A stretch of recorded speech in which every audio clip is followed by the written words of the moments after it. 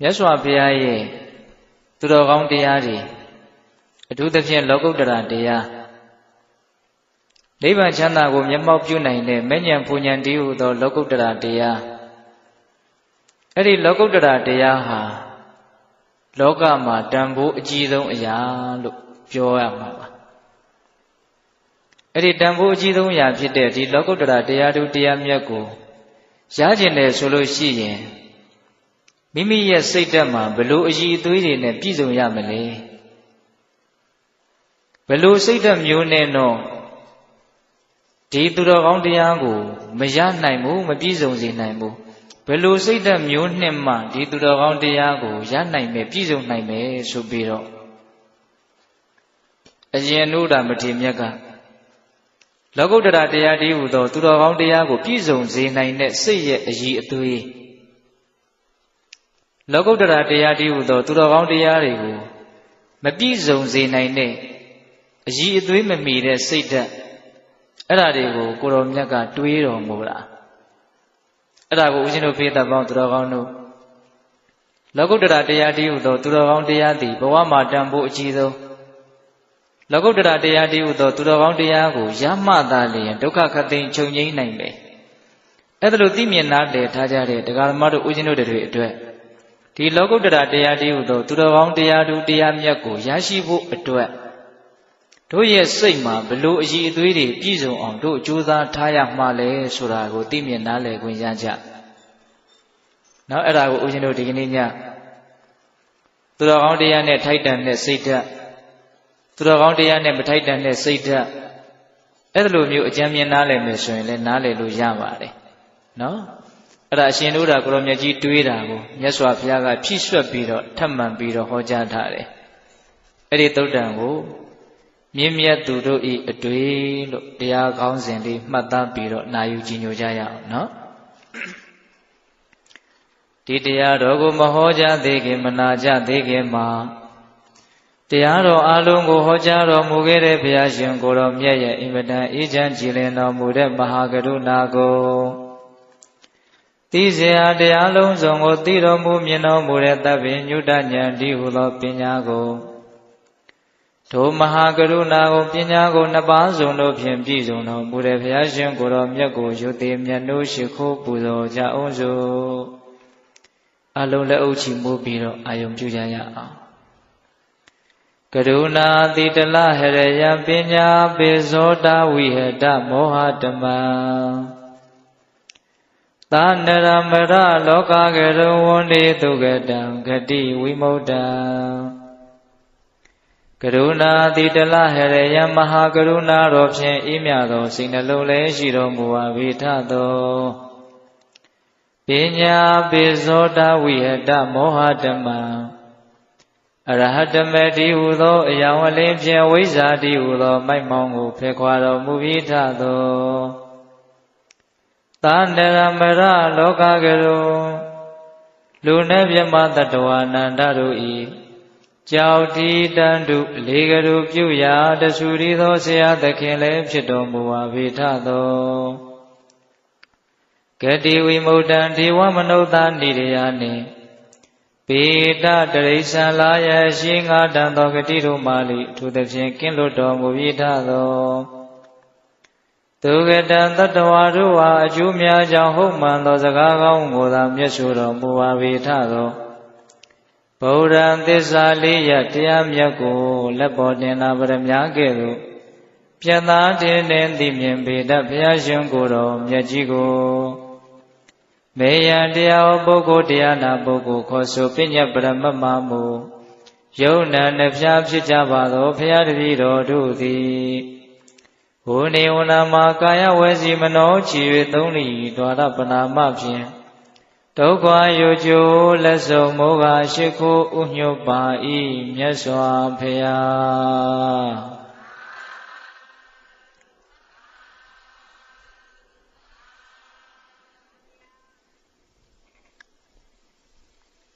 သူတော်ကောင်းတရားနဲ့ထိုက်တန်တဲ့စိတ်ဓာတ်ကဘယ်လိုစိတ်ဓာတ်မျိုးလဲသူတော်ကောင်းတရားနဲ့မထိုက်တန်တဲ့စိတ်ဓာတ်ကဘယ်လိုစိတ်ဓာတ်မျိုးလဲတနည်းအားဖြင့်ဘယ်လိုစိတ်ဓာတ်မျိုးထားမှသာလျှင်သူတော်ကောင်းတရားပြည့်စုံနိုင်မလဲ ဘယ်လိုစိတ်ဓာတ်မျိုးနဲ့တော့သူတော်ကောင်းတရားကိုမပြည့်စုံစေနိုင်ဘူးလေဆိုတာကိုအရှင်ဥဒ္ဒရာကိုရောမြတ်ကြီးတွေးတဲ့အတွေးကိုအခြေခံပြီးတော့ပိဿပေါင်းသူတော်ကောင်းတို့ဒီကနေ့နာယူကြည့်ရအောင်နော်မြင့်မြတ်သူတို့ဤအတွေ့တဲ့အရှင်အနုရာမထေရမြတ်ဆိုတာကိုဘုရားဘာသာဝင်သူတော်စင်များအားလုံးသိကြဘူးပြီးသားကြားဘူးကြဘူးပြီးသားဒိဗ္ဗစကုအဘိညာဉ်ရမှာဣတရေရတော်မူတဲ့အရှင်မြတ်နော်လောကဓာတ်တစ်ထောင်ကိုကြည်နိုင်တယ်မြင်နိုင်တယ်သိနိုင်တယ်ဆိုတဲ့အရှင်မြတ်ပေါ့မြင်သောပြတ်သက်ထက်ကနေပြီးတော့မြေကြီးပေါ်မှာစီးပြီးတော့လှဲချထားတဲ့လှဲဘီပေါင်းတစ်ထောင်နော်လှဲဘီတွေကိုနှခမ်းချင်းထိပြီးတော့စီးချထားတယ်အဲ့ဒါပြတ်သက်အပေါ်ဓာတ်ကိုတက်ပြီးတော့အဲ့ဒီလှဲဘီတွေကိုကြည့်တဲ့အခါမှာပြီးပြီးပြင်းပြင်းထင်ထင်ရှားရှားမမြင်ရဘူးလားမြင်ရတယ်အဲ့ဒါလိုပဲလောကဓာတ်တစ်ထောင်ကိုအရှင်မြတ်ဟာသူ့ရဲ့အင်မတန်ဆွမ်းထက်တဲ့ဒိဗ္ဗစကုအဘိညာဉ်နဲ့ကြည်နိုင်တယ်သိနိုင်တယ်မြင်နိုင်တယ်တဲ့ဒီအရှင်နုဒ္ဓမထေရမြတ်ကလူဘဝတုန်းကလည်းပဲသူကအင်မတန်ကြီးကျယ်တဲ့စည်းစိမ်ရှင်ပါဘုံကံလည်းသူကအလွန်ကြီးတယ်မြတ်စွာဘုရားနဲ့ညီအကိုဝမ်းခွဲတော်တယ်သုတ္တရဏမင်းကြီးရဲ့ညီအကိုတော်တဲ့သုတ်ကောရဏဆိုတဲ့မင်းကနေပြီးတော့မွေးဖွားတာသူ့ရဲ့ကိုကမဟာနမင်းကြီးဆိုတာလည်းထင်ရှားတယ်အဲ့ဒါဦးဇင်းတို့မြတ်စွာဘုရားဖြစ်ပြီးကစားဘုရားမြတ်စွာရဲ့သာသနာတော်တွင်ကိုတာကီဝင်မင်းသား6ယောက်ဆတ္တာတဲ့ကိုခေါ်ပြီးတော့သာသနာတွင်ဝင်လာတယ်ဆိုတာလေပိဿပေါင်းသူတော်ကောင်းတို့ကြားဘူးကြတယ်။နောက်ဦးဇင်းတို့ဗတ္တိယမင်းသားရေဟုတ်လားအရှင်အနုရမင်းသားရေရှင်အာနန္ဒာရေရှင်ဒေဝတထရေကိမိလရေဘဂုရေဆိုပြီးတော့ဟောတာကီဝင်မင်းသား6ယောက်သူတို့ရဲ့စံမုတ်စိတ်ကိုပြုပြင်ပေးတဲ့ဥပါလိဆိုတဲ့ဆတ္တာတွေကိုခေါ်ပြီးတော့သူတို့လာတာအဲ့ဒါယဟန်ပြုပြီဆိုတော့တာကီဝင်တွေကအလွန်မာနာကြီးတာဆိုတော့သူတို့ရဲ့မာနကိုနှိမ့်ချနိုင်ဖို့ဆိုတဲ့မြင့်မြတ်တဲ့ရည်ရွယ်ချက်နဲ့သူတို့ရဲ့ကျွန်ဖြစ်တဲ့ဆတ္တာတဲ့ဥပါလိကိုအရင်ယဟန်ပြုစေတယ်အဲ့ဒါဆိုရင်ဥပါလိကသူတို့ထက်ဝါကြီးသွားတဲ့သဘောယဟန်သိက္ခာကြီးသွားတဲ့သဘောသူတို့အယုဒိပြုရမယ်ပေါ့အဲ့ဒါလိုဖြစ်အောင်သူတို့ကနောက်မှယဟန်ပြုအဲ့ဒီနှစ်ဝါတွင်မှာပဲဦးဇင်းတို့အရှင်ဗတ္တိယကယဟန္တာဖြစ်တယ်အရှင်အနန္ဒာကိုတော်မြတ်ကတော့သောတပတ္တိမေညာကိုရတယ်အရှင်အနုရုဒ္ဓကတော့ဒိဗ္ဗစကုအဘိညာဉ်ကိုရတယ်တဲ့ရှင်ဒေဝဒတ်ကတော့သူကလောကီတမပတ္တိကိုရတယ်သူလည်းမြေရှိုးမိုးပြန်နိုင်တဲ့တကိုးဆွမ်းနဲ့ပြည့်စုံတာပဲနော်ဘဂုတို့ကိမိလတို့ကတော့နောက်မှတရားတို့ရကြတယ်လို့ဆိုတယ်အဲ့ဒါအရှင်ဥဒ္ဓမထေရမြတ်ကဒိဗ္ဗစကုအဘိညာဉ်ကိုရအထက်မဉ္ဇဉ်ဘုံဉဏ်တရားတို့တရားမြတ်ကိုရဖို့အတွက်သူကြိုးစားတယ်ဒါပေမဲ့တော်တော်နဲ့မရနိုင်ဘူးဖြစ်တယ်အဲ့ဒီတော့သူကဘု து စီကိုအကူအညီတောင်းဖို့စဉ်းစားလေဆိုတော့ရှင်သာရိပုတ္တရာကိုရောမြတ်ကြီးစီမှာသူကအကူအညီတောင်းဖို့စဉ်းစားတယ်ရှင်သာရိပုတ္တရာဆိုတာကပညာဉာဏ်အင်မတန်ကြီးတာတရင်သုံးဘော်တို့ရဲ့မိကိုအားထားရပေါ့အဲ့ဒါသူသွားပြီးတော့အကူအညီတောင်းတယ်ဘာပြောလဲဆိုတော့ရှင်ဘုရားရှင်သာရိပုတ္တရာတဲ့တပည့်တော်ဟာလောကဓာတ်တစ်ထောင်ကိုဒိဗ္ဗစကုအဘိညာဉ်နဲ့သိနိုင်မြင်နိုင်တယ်ဒီအချက်ပြီးတော့တပည့်တော်ဟာမတွန့်ဆုတ်သောလုံလဝရိယနဲ့ပြည့်စုံဒီကမ္မထာတရားကိုစွမ်းစွမ်းတမန်ကြိုးစားအထုတ်ပြီးတော့တပည့်တော်ဟာထင်သောတတိရှိတယ်တတိတွေလွတ်ပြီးတော့နေတာလည်းမဟုတ်တပည့်တော်ရဲ့ကိုယ်စိတ်ဟာအလွန်လဲအေးချမ်းတယ်စိတ်ဟာတခုတည်းသောအာယုံမှာတည်တယ်လုံးဝမပြန့်လွင့်ဘူးနှစ်အချက်နော်အဲ့ဒါလို့လောကဓာတ်တစ်ထောင်ကိုဒိဗ္ဗစကုဘိညာဉ်နဲ့လည်းကြည်နိုင်မြင်နိုင်သောလုံလဝရိယတတိတမာတိနဲ့ပြည့်စုံသောတပည့်တော်လိုလူတစ်ယောက်ဟာဘာကြောင့်တရားသူတရားမြတ်ကိုမရတာလေတဲ့သုံးအချက်သူဘယ်နှချက်ပြောလိုက်တော့သုံးချက်ပြောတာအဲ့ဒီတော့ရှင်သာရိပုတ္တရာကိုရောမြတ်ကြီးကသေသေးချာချာနားဆိုင်ပြီးတော့ထောက်တယ်အဲ့ဒါလို့သူလည်းလျှောက်ပြီးတော့ဘာပြောလဲဉာဏ်အင်မတန်ကြီးတာကိုရှင်သာရိပုတ္တရာကဘာပြောလဲဆိုတော့ငါရှင်တို့တာတဲ့ သင်ရဲ့တန်တမှာအရှင်ဘုရားတပည့်တော်သည်လောကရတ္ထံကိုဒိဗ္ဗစကုအဘိညာဉ်နဲ့သိနိုင်မြင်နိုင်နေလို့သင်ထင်းနေတာပြောနေတာကိုကအဲ့ဒါသင်တန်တမှာမာနတွေဖြစ်နေတာတဲ့အရှင်ဘုရားတပည့်တော်မှာလုံလဝရိယနဲ့ပြည့်စုံတဲ့မတွန့်ဆုတ်သောလုံလဝရိယအင်မတန်တည်ငြိမ်တဲ့သမာဓိမကင်းလွတ်သောတတိတရားစိတ်ရဲ့ငြိမ်းချမ်းမှုကိုယ်ရဲ့ငြိမ်းချမ်းမှုတခုတည်းသောအာယုံမှာတည်တယ်လို့သင်ပြောနေတာကိုကအဲ့ဒါသင်မှာပြန့်လွင့်နေတဲ့ဥဒိစ္စသဘောမျိုးဖြစ်နေတာငါမှဒီစွမ်းနေရှိတယ်ဒီစွမ်းနေရှိတယ်ဆိုတာကိုကဒါသင်တွေးနေတာပဲတဲ့ဒါဥဒိစ္စဖြစ်နေတာအဲ့ဒီလောက်စွမ်းတတိရှိပါလေကဲနဲ့ဘာကြောင့်တရားသူတရားမြတ်ကိုမရတာလဲလို့သင်အဲ့ဒါလိုတွေးတာကိုကစသင်မှာယုံမှားတန်တရားကုတ်ကုတ်ဆတရားတွေဖြစ်နေတာတဲ့တရားဆိုတာအာထုတ်ရင်ရမှာပဲအာထုတ်ပါကလေးနဲ့ဘာကြောင့်မရတာလဲလို့တွေးတာကိုကစတရားရဲ့ပုံမှာသူသိပ်ပြီးတော့ခိုင်ခိုင်မာမာယုံကြည်မှုမမြဲသေးဘူးဆိုတဲ့အဓိပ္ပာယ်အဲ့တော့သူ့ရဲ့တန်တမှာအပြစ်ဘယ်နှချက်ထောက်ပြလိုက်တော့၃ချက်ထောက်ပြလိုက်တယ်တော့မာနတွေဖြစ်နေတယ်ဥဒိစ္စတွေဖြစ်နေတယ်တန်တရားကုတ်ကုတ်ဆတွေဖြစ်နေတယ်အဲ့ဒီအချက်၃ချက်ကိုပယ်ရှားပြီးတော့နိဗ္ဗာန်မှာစေလွတ်သောစိတ်သက်ဝင်သောစိတ်ရှိသည်ဖြစ်ပြီးတော့သင်ကြိုးစားမယ်ဆိုလို့ရှိရင်သင်တရားတို့တရားမြတ်ကိုရပါလိမ့်မယ်လို့ရှင်သာရိပုတ္တရာကိုရောမြတ်ကြီးကနီးညွန်လမ်းပြမိန့်ကြားတော်မူအဲ့ဒီမှာသူကြိုးစားမယ်ဆိုပြီးတော့ရှင်တို့ဒါဘယ်ထွက်သွားလဲဆိုတော့ဦးဇင်းတို့စေတီတိုင်းမှာဝါတော်ကြီးရှိတယ်အဲ့ဒီဝါတော်တွေကိုထွက်သွားတာအဲ့ဒီစေတီတိုင်းနဲ့ကပ်ရက်မှာဦးဇင်းတို့ဘက်ကတိုင်းတုတုမာရဂီရမြို့ရဲ့အနီးမှာဘေတကာလတောအုပ်ဆိုတာရှိတယ်တဲ့အဲ့ဒီတောအုပ်ထဲမှာမြတ်စွာဘုရားကသတင်သုံးနေတာအဲ့ဒါသူကမြတ်စွာဘုရားသတင်သုံးတဲ့တောအုပ်ရဲ့အရှိဘက်မှာရှိတဲ့ဝါတော်အဲ့ဒီဝါတော်ထဲမှာတပါးတည်းသွားပြီးတော့သတင်သုံးပြီးတော့အပြင်းအထန်သူ15ရက်လောက်ကမ္မထန်တရားကိုနေမနာညမနာကြိုးစားအားထုတ်တဲ့အရှင်တို့လားအဲ့လိုကြိုးစားအားထုတ်ပြီးတော့အနည်းငယ်မြတ်ပင်ပန်းတယ်ဆိုပြီးတော့သူနားရင်းနဲ့သူ့ရဲ့စိတ်ထဲမှာအတွေးတွေပေါ်လာဒီကနေ့ညနာယူကြည်ညိုကြရမယ်အဓိကတရားကအဲ့ဒါပဲနော်အတွေးတွေပေါ်လာတာသူဘာတွေတွေးလဲဆိုတော့တစ်အချက်ဘေးတပေါင်းသူတော်ကောင်းတို့တည်တည်ချာချာနားဆိုင်မယ်နော်ဘာတွေတွေးလဲဆိုတော့အပိစ္ဆတာယံဓမ္မောနာယံဓမ္မောမဟိစ္ဆတာတဲ့ဟောဒီလောကုတ္တရာတရားသူတရားမြတ်သူတော်ကောင်းတရားသူတရားမြတ်ဆိုတာအလိုနေတဲ့ပုဂ္ဂိုလ်တွေမှာသာလျှင်ပြည့်စုံနိုင်တာအလိုကြီးတဲ့ပုဂ္ဂိုလ်တွေရဲ့တဏ္ဍာမှာမပြည့်စုံနိုင်ဘူးတဲ့ဒါသူအတွေးပဲနော်အလိုနေသောပုဂ္ဂိုလ်တို့ရဲ့တဏ္ဍာမှာသာလျှင်သူတော်ကောင်းတရားလောကုတ္တရာတရားဆိုတာပြည့်စုံနိုင်တာအလိုကြီးတဲ့ပုဂ္ဂိုလ်ရဲ့တဏ္ဍာမှာသူတော်ကောင်းတရားလောကုတ္တရာတရားမပြည့်စုံနိုင်ဘူးတဲ့အပိစ္ဆအလိုနေတယ်အလိုနေတယ်ဆိုတာကဂုံအင်မတန်ရှိတယ်သူတော်ကောင်းတရားတို့ရဲ့ပြည့်စုံမှသာလေအလိုနေတယ်ဆိုတာကလည်းဖြစ်နိုင်တာကိုနော်ဟိုကလည်းရခြင်းဒီကလည်းရခြင်းဟိုကဖြစ်ခြင်းဒီကဖြစ်ခြင်းအလိုဆန္ဒတွေကကြီးကျယ်များပြားနေတဲ့ပုဂ္ဂိုလ်တယောက်အဖို့ဒီမြင့်မြတ်တဲ့သူတော်ကောင်းတရားပြည့်စုံဖို့ဆိုတာမဖြစ်နိုင်ဘူးဒါကြောင့်ပိဋကပေါင်းသူတော်ကောင်းတို့ဦးဇင်းတို့တွေအလွယ်မှတ်ရမှာကအလိုနေသောပုဂ္ဂိုလ်တို့နှင့်သာနဲ့သူတော်ကောင်းတရားဆိုတာထိုက်တန်တာအလိုကြီးတဲ့ပုဂ္ဂိုလ်တွေနဲ့သူတော်ကောင်းတရားဆိုတာမထိုက်တန်ဘူးဆိုတဲ့အဓိပ္ပာယ်ကိုပြောလို့မရဘူးလားရတယ်ဒီထဲမှာအရှင်မြတ်တွေးတာကတော့အလိုနေသောပုဂ္ဂိုလ်တို့ရဲ့တဏ္ဍာမှာသာလျှင်သူတော်ကောင်းတရားဆိုတာပြည့်စုံနိုင်တာအလိုကြီးတဲ့ပုဂ္ဂိုလ်ရဲ့တဏ္ဍာမှာသူတော်ကောင်းတရားမပြည့်စုံနိုင်ဘူးဟုတ်တာပေါ့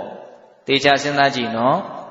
အလိုကြီးတဲ့ပုဂ္ဂိုလ်ဟာသူ့ရဲ့ကြီးမားတဲ့အလိုတွေကိုဖြည့်ဆည်းဖို့အားထုတ်နေရတာနှင့်ကိုပဲသူတော်ကောင်းတရားဘက်ကိုသူစိတ်ဝင်စားဖို့အချိန်မရှိဘူး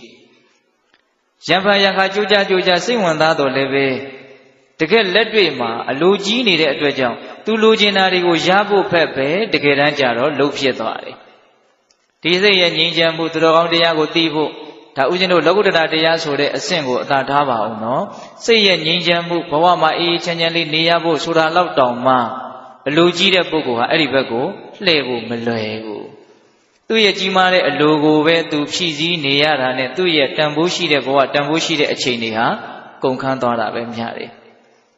ဘဝဆိုတာတကယ်တမ်းကတော့အလဲအထက်လုပ်နေရတယ်လို့ဦးဇင်းထင်တယ်ကိုယ့်ဘက်ကလည်းပေးရတယ်သူ့ဘက်ကလည်းပြန်ရတယ် ကိုယ့်ဘက်ကဘာပေးရလဲကိုယ့်ဘက်ကတော့ဘဝကိုပဲပေးလိုက်ရတယ်အသက်ကိုပဲပေးလိုက်ရတယ်လို့ဦးဇင်းကပြောခြင်းတယ်ဆိုကြပါစို့တရက်နေလိုက်တယ်ဆိုရင်တရက်စာဘဝပေးလိုက်ရတယ်တရက်စာအသက်ပေးလိုက်ရတယ်နောက်ထပ်ဘယ်တော့မှပြန်မရဘူးเนาะအဲ့ဒီနေခဲ့တဲ့ရက်အဲ့တော့ငါဘက်ကပေးလိုက်ရတာကတော့အလွန်ကိုတန်ဖိုးကြီးတဲ့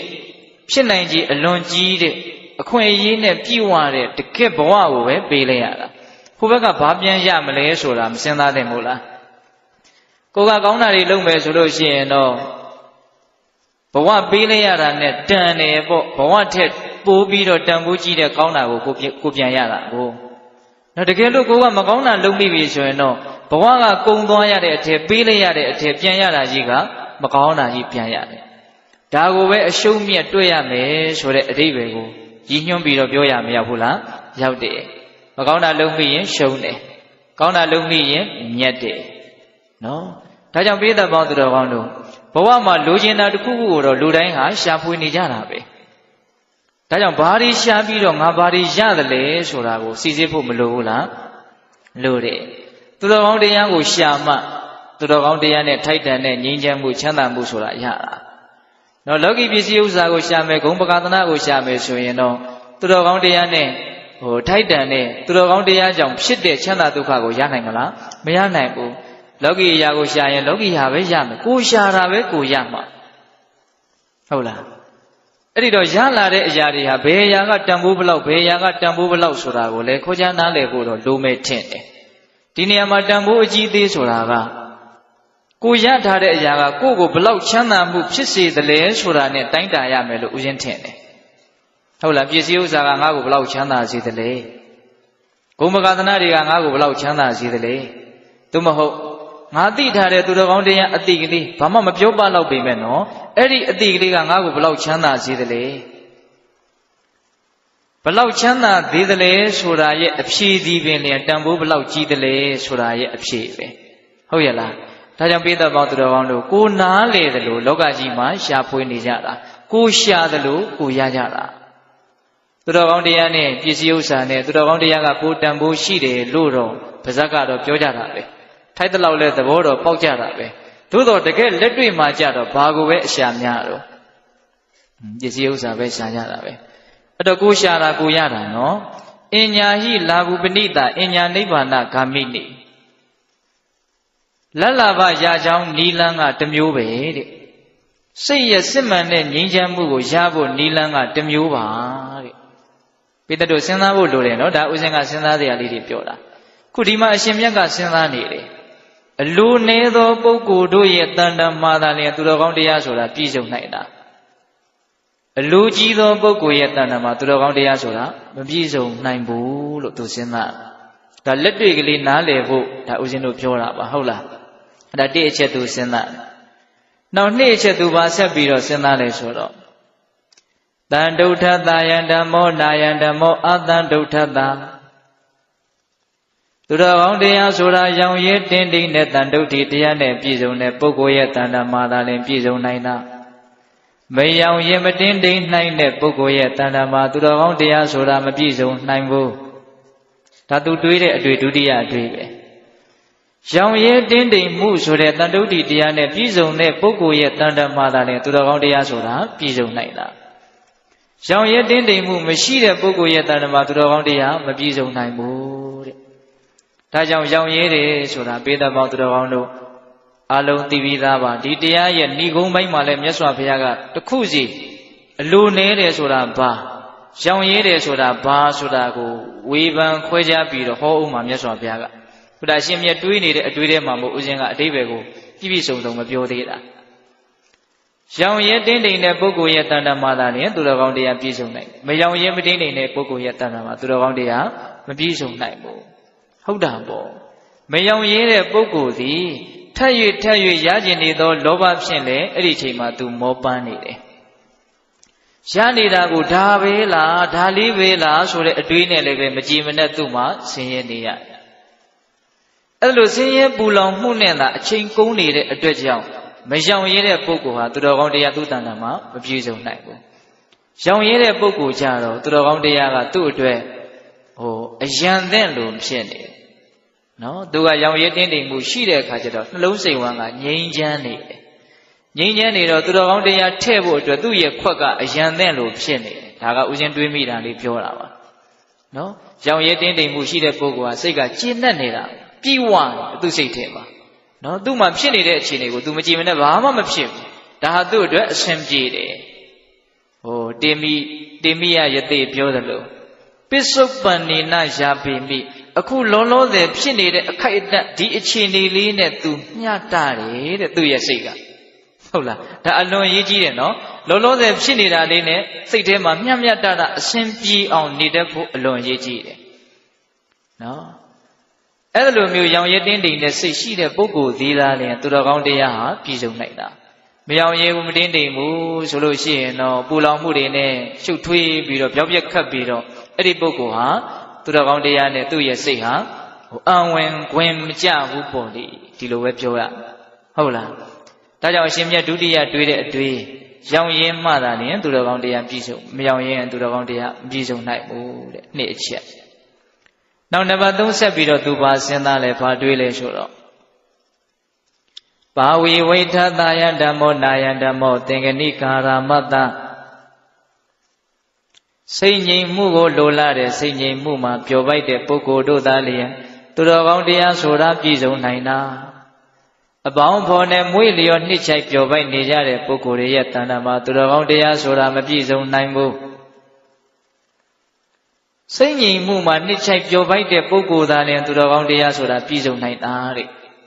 စိတ်ငြိမ်မှုဆိုတာကိုပါဠိလိုဝိဝေကလို့လည်းသုံးနှုန်းတယ်နော်ဝိဝေကစိတ်ငြိမ်မှု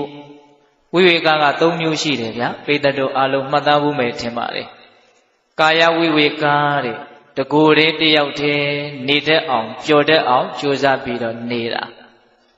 နော်ပေါင်းဖော်တွေများလို့ရှိရင်ပေါင်းဖော်တွေရဲ့အကြောင်းအရာတွေကအနည်းဆုံးခေါင်းထဲရောက်ပြီးတော့ရှုပ်သွားတာတော့အမှန်ပဲကာယဝိဝေကတဲ့တကိုယ်တည်းနေတာစိတ်ဓာတ်ဝိဝေကတဲ့တစိတ်သေးထားတာနော်နိဝရဏဆိုတဲ့စိတ်ရဲ့ညှဉ်းနှွမ်းနေတဲ့ပူလောင်စေတဲ့ဒီရှုပ်ထွေးတဲ့စိတ်တွေကိုဖယ်ပြီးတော့နော်တစိတ်သေးအင်မတန်ကောင်းမြတ်တဲ့စိတ်နဲ့နေနိုင်တာနောက်ဥပတိဝိဝေကတဲ့ဥပတိဝိဝေကဆိုတာကအဓိပ္ပာယ်ကအင်မတန်လေးနဲ့တည်းသူကကိလေသာတွေကနေကင်းစိတ်ပြီးတော့နေတဲ့နိဗ္ဗာန်သဘောကိုဥပတိဝိဝေကလို့ဆိုတာဒါအကျဉ်းမြင်အဓိပ္ပာယ်ပေါ့လေအဲ့ဒါလိုဝိဝေကတရားမှာနှစ်ချိုက်ပျော်ပိုက်ကြတဲ့ပုဂ္ဂိုလ်တို့နှင့်သားလျင်သူတော်ကောင်းတရားဆိုတာထိုက်တန်တယ်ဆိုတဲ့အဓိပ္ပာယ်အပေါင်းအသင်းတွေမှာမွေးလျော်နှစ်ချိုက်ပျော်ပိုက်ပြီးတော့ကိုတယောက်တည်းမနေတဲ့ဖဲနဲ့အဖော်ကလေးရှိမှဆိုတဲ့ပုဂ္ဂိုလ်မျိုးသူတော်ကောင်းတရားနဲ့ပြည့်စုံဖို့ဆိုတာမလွယ်ဘူးတဲ့ဒါကိုမထေရမြတ်ကတွေးတာနော်အပေါင်းအသင်းမှာနှစ်ချိုက်ပျော်ပိုက်နေတယ်ဆိုရင်ဟုတ်တယ်သူတော်ကောင်းတရားပြည့်စုံဖို့မလွယ်ဘူးတရားဘက်ကိုခြေဥလှဲ့ဖို့မလွယ်ဘူးဒါဥစဉ်စိတ်ထဲစဉ်းစားမိတာလေးပြောခြင်းတယ်လူဆိုတာအရှုပ်တွေကြီးပဲလူတယောက်ဟာအရှုပ်ထုတ်တစ်ထုတ်ပဲသူလည်းအရှုပ်ပဲကိုယ်လည်းအရှုပ်ပဲဒီအရှုပ်တွေအတူတူနေရင်တော့သေချာပေါက်ညှိကြမှာပဲအဲ့ဒါလူများလေးအရှုပ်များလေးအညှိများလေးပြီးရင်ခြေဝင်ဥပေါက်တို့ဘယ်ကစပြီးတော့ရှင်းရမှန်းတော့သိမှာမဟုတ်ရဲ့လားအဲ့တော့အပေါင်းအသင်းတွေသိမ့်များတယ်ဟိုမရှိမဖြစ်ရှိရမယ်မိတ်ဆွေဆိုတာကတော့မိတ်ကောင်းဆွေကောင်းဆိုတာတော့ရှိဖို့အလွန်အရေးကြီးပါတယ်မြတ်စွာဘုရားကလည်းရှိဖို့တိုက်တွန်းတယ်သို့တော်ဘဝမှာကိုယ်တဲ့သီလသမารိပညာအားကြီးတဲ့ပုဂ္ဂိုလ်ကိုယ်နဲ့သီလသမารိပညာဓာတ်တူပုဂ္ဂိုလ်ကိုမရနိုင်ဘူးဆိုရင်တယောက်တည်းနေရမယ်လို့မြတ်စွာဘုရားညွှန်ကြားထားတာကိုမရှိဘူးလားရှိတယ်နော်တချို့အပေါင်းအသင်းတွေကကိုယ့်ကိုရှုပ်ထွေးနေတာပဲရှိတယ်အပေါင်းအသင်းတွေများလာပြီအဖော်တွေများလာပြီဆိုရင်အ ਨੇ ဆုံးတော့သူတို့ရဲ့အကြောင်းအရာတွေသူတို့ပြောတဲ့စကားတွေကကိုယ်ကောင်းတဲ့ကိုရောက်တော့မှမပြေလေတာတွေရောသိကြတာကတော့အရှုပ်တွေပဲဟုတ်လား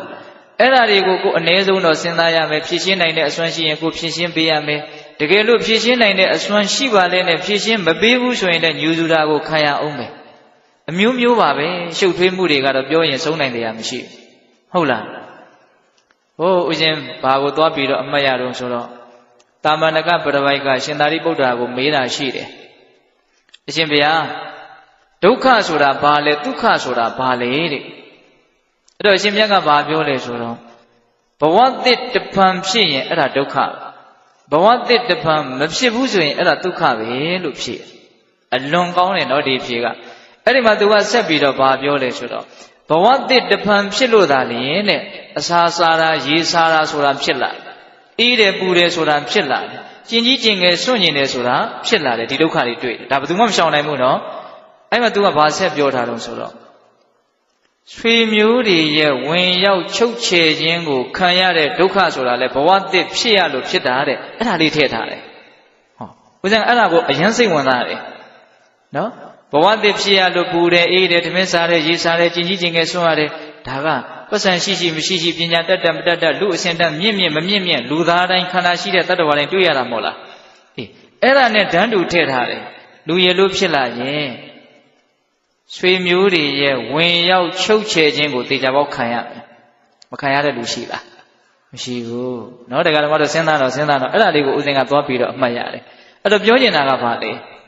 အပေါင်းအသင်းတွေသိမ့်များလာတယ်မိတ်ဆွေတွေသိမ့်များလာတယ်ဟိုမလိုအပ်တဲ့မိတ်ဆွေတွေကိုဆိုလိုတာပါเนาะဒီအဲ့ဒါမျိုးတွေများလာတယ်ဆိုလို့ရှိရင်သူတော်ကောင်းတရားနဲ့ပြည့်စုံဖို့မလွယ်တော့ဘူးတဲ့ဒါပြောတာဟုတ်လားဒါကြောင့်ဦးဇင်းတို့ဟိုခက်ကဝိသနာသုတ်တံမှာလေဧကောစရိခက်ကဝိသနာကပ္ပောဆိုတဲ့ပါဠိပိုက်ကလေးတစ်ပိုက်ရှိတယ်အဓိပ္ပာယ်ကဘာလဲဆိုတော့ကြံ့ကြိုတို့တစ်ချောင်းနဲ့အဲ့လိုမျိုးကျင့်နိုင်အောင်ကြိုးစားရမယ်တဲ့ကြံ့ကဂျိုးကတစ်ချောင်းနဲ့နောက်တော်တဲ့ခြုံနဲ့ဘယ်ထဲသွားလို့မှသူ့ဂျိုးကညှိတယ်ဆိုတာမရှိဘူးဂျိုးကနောက်ကိုတောင်သူကကိုေးနေသေးတာဘာနဲ့ထိလို့မှသူကမညှိဘူးရှင်းရှင်းပဲကြံ့ကြိုလို့ကျင့်ရမယ်သမင်ဂျိုလို့မကျင့်ရဘူးတော့သမင်ဂျိုကတော့ခြုံနေတက်တွေနဲ့သူကအပွားတွေနဲ့တွေ့လေရသွားလေရထိလေရအကုန်ညှိမယ်အခက်မသိရင်သူအသက်ပါဆုံးရှုံးနိုင်တယ်အဲ့ဒါလိုတိုက်တွန်းထားတာတွေမရှိဘူးလားရှိတယ်နောက်ပြီးတော့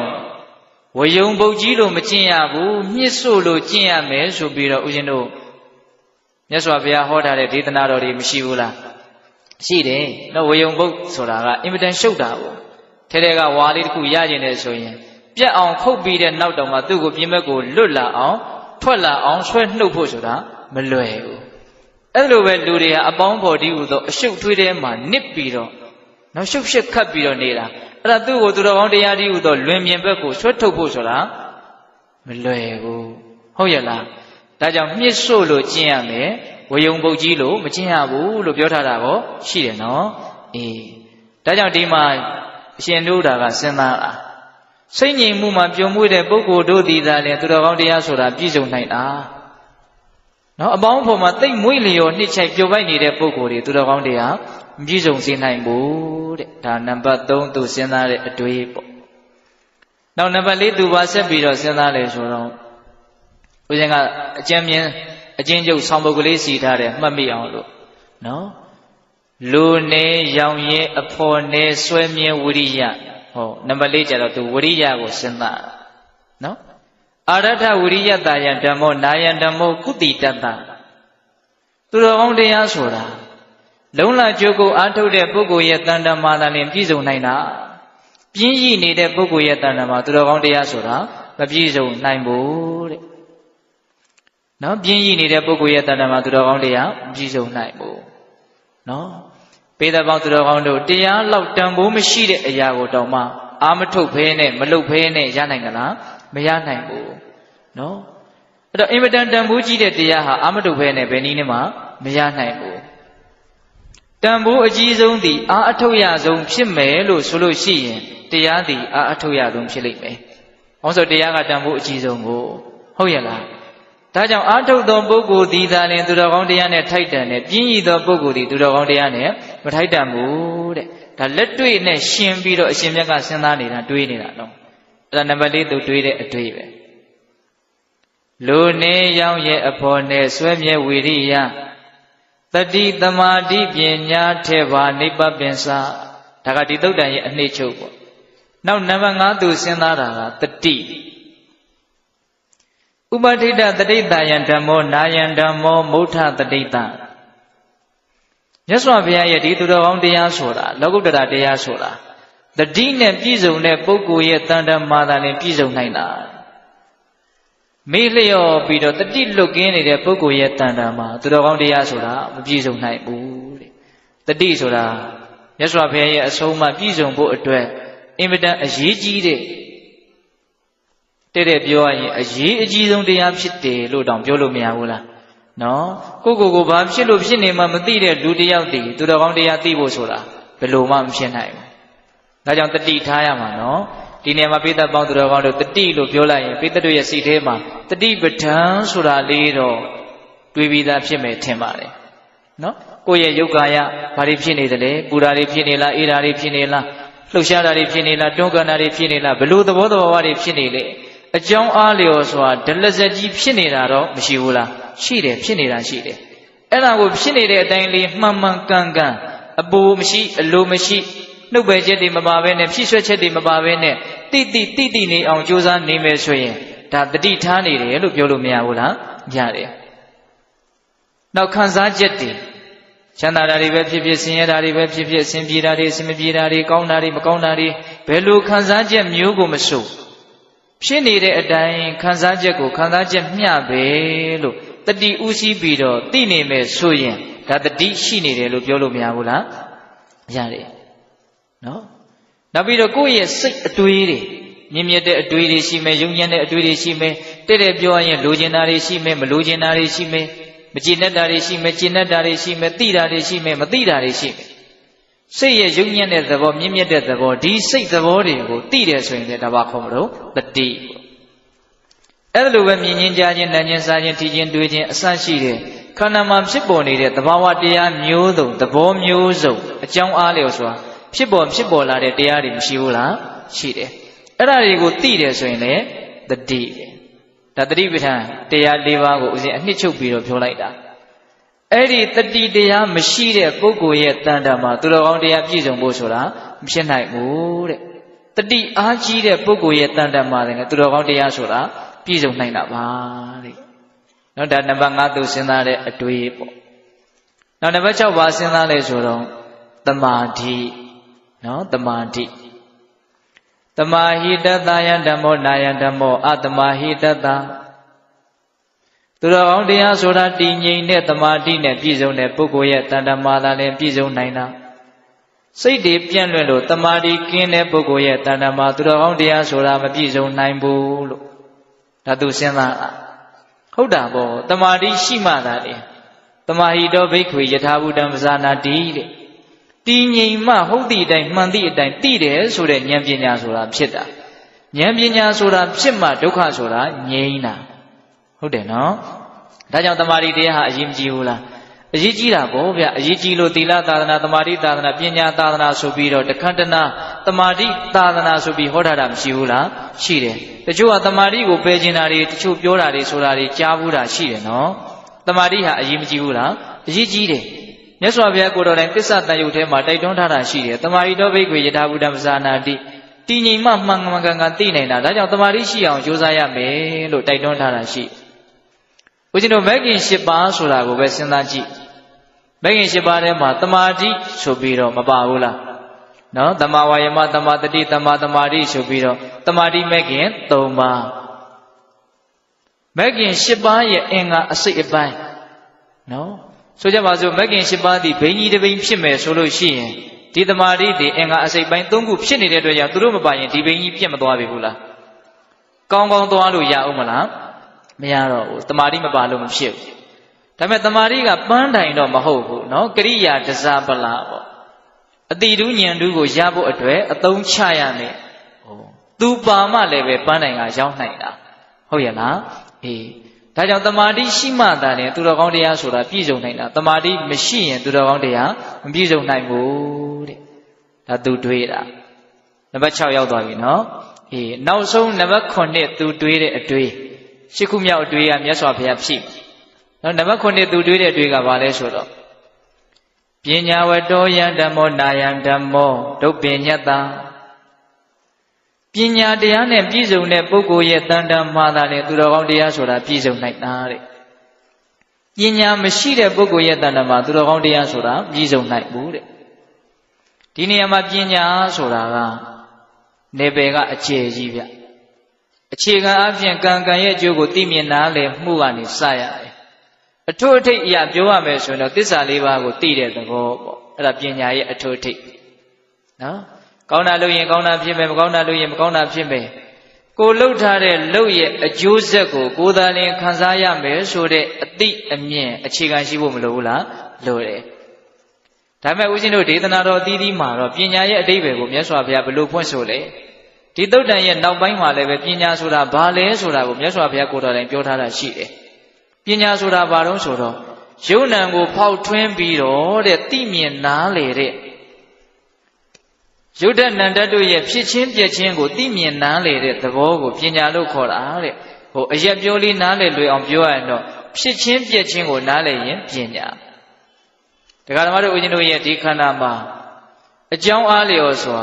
ဖြစ်ပေါ်လာတဲ့သဘာဝတရားမျိုးစုံမရှိဘူးလားရှိတယ်အဲ့ဒီဖြစ်ပေါ်လာတဲ့သဘာဝတရားတွေကိုဖြစ်စေအခိုက်အတန့်မှာတတိဝရိယဉာဏ်ပညာဥရှိပြီးတော့တိနေအောင်ကြိုးစားမယ်ဆိုရင်အဲ့ဒီဖြစ်ပေါ်လာတဲ့သဘာဝတရားတွေဟာပြီးဆုံးသွားတာပဲမရှိသွားတာပဲကုန်းသွားတာပဲပျောက်သွားတာပဲချုပ်သွားတာပဲလို့မသိနိုင်ဘူးလားသိနိုင်တယ်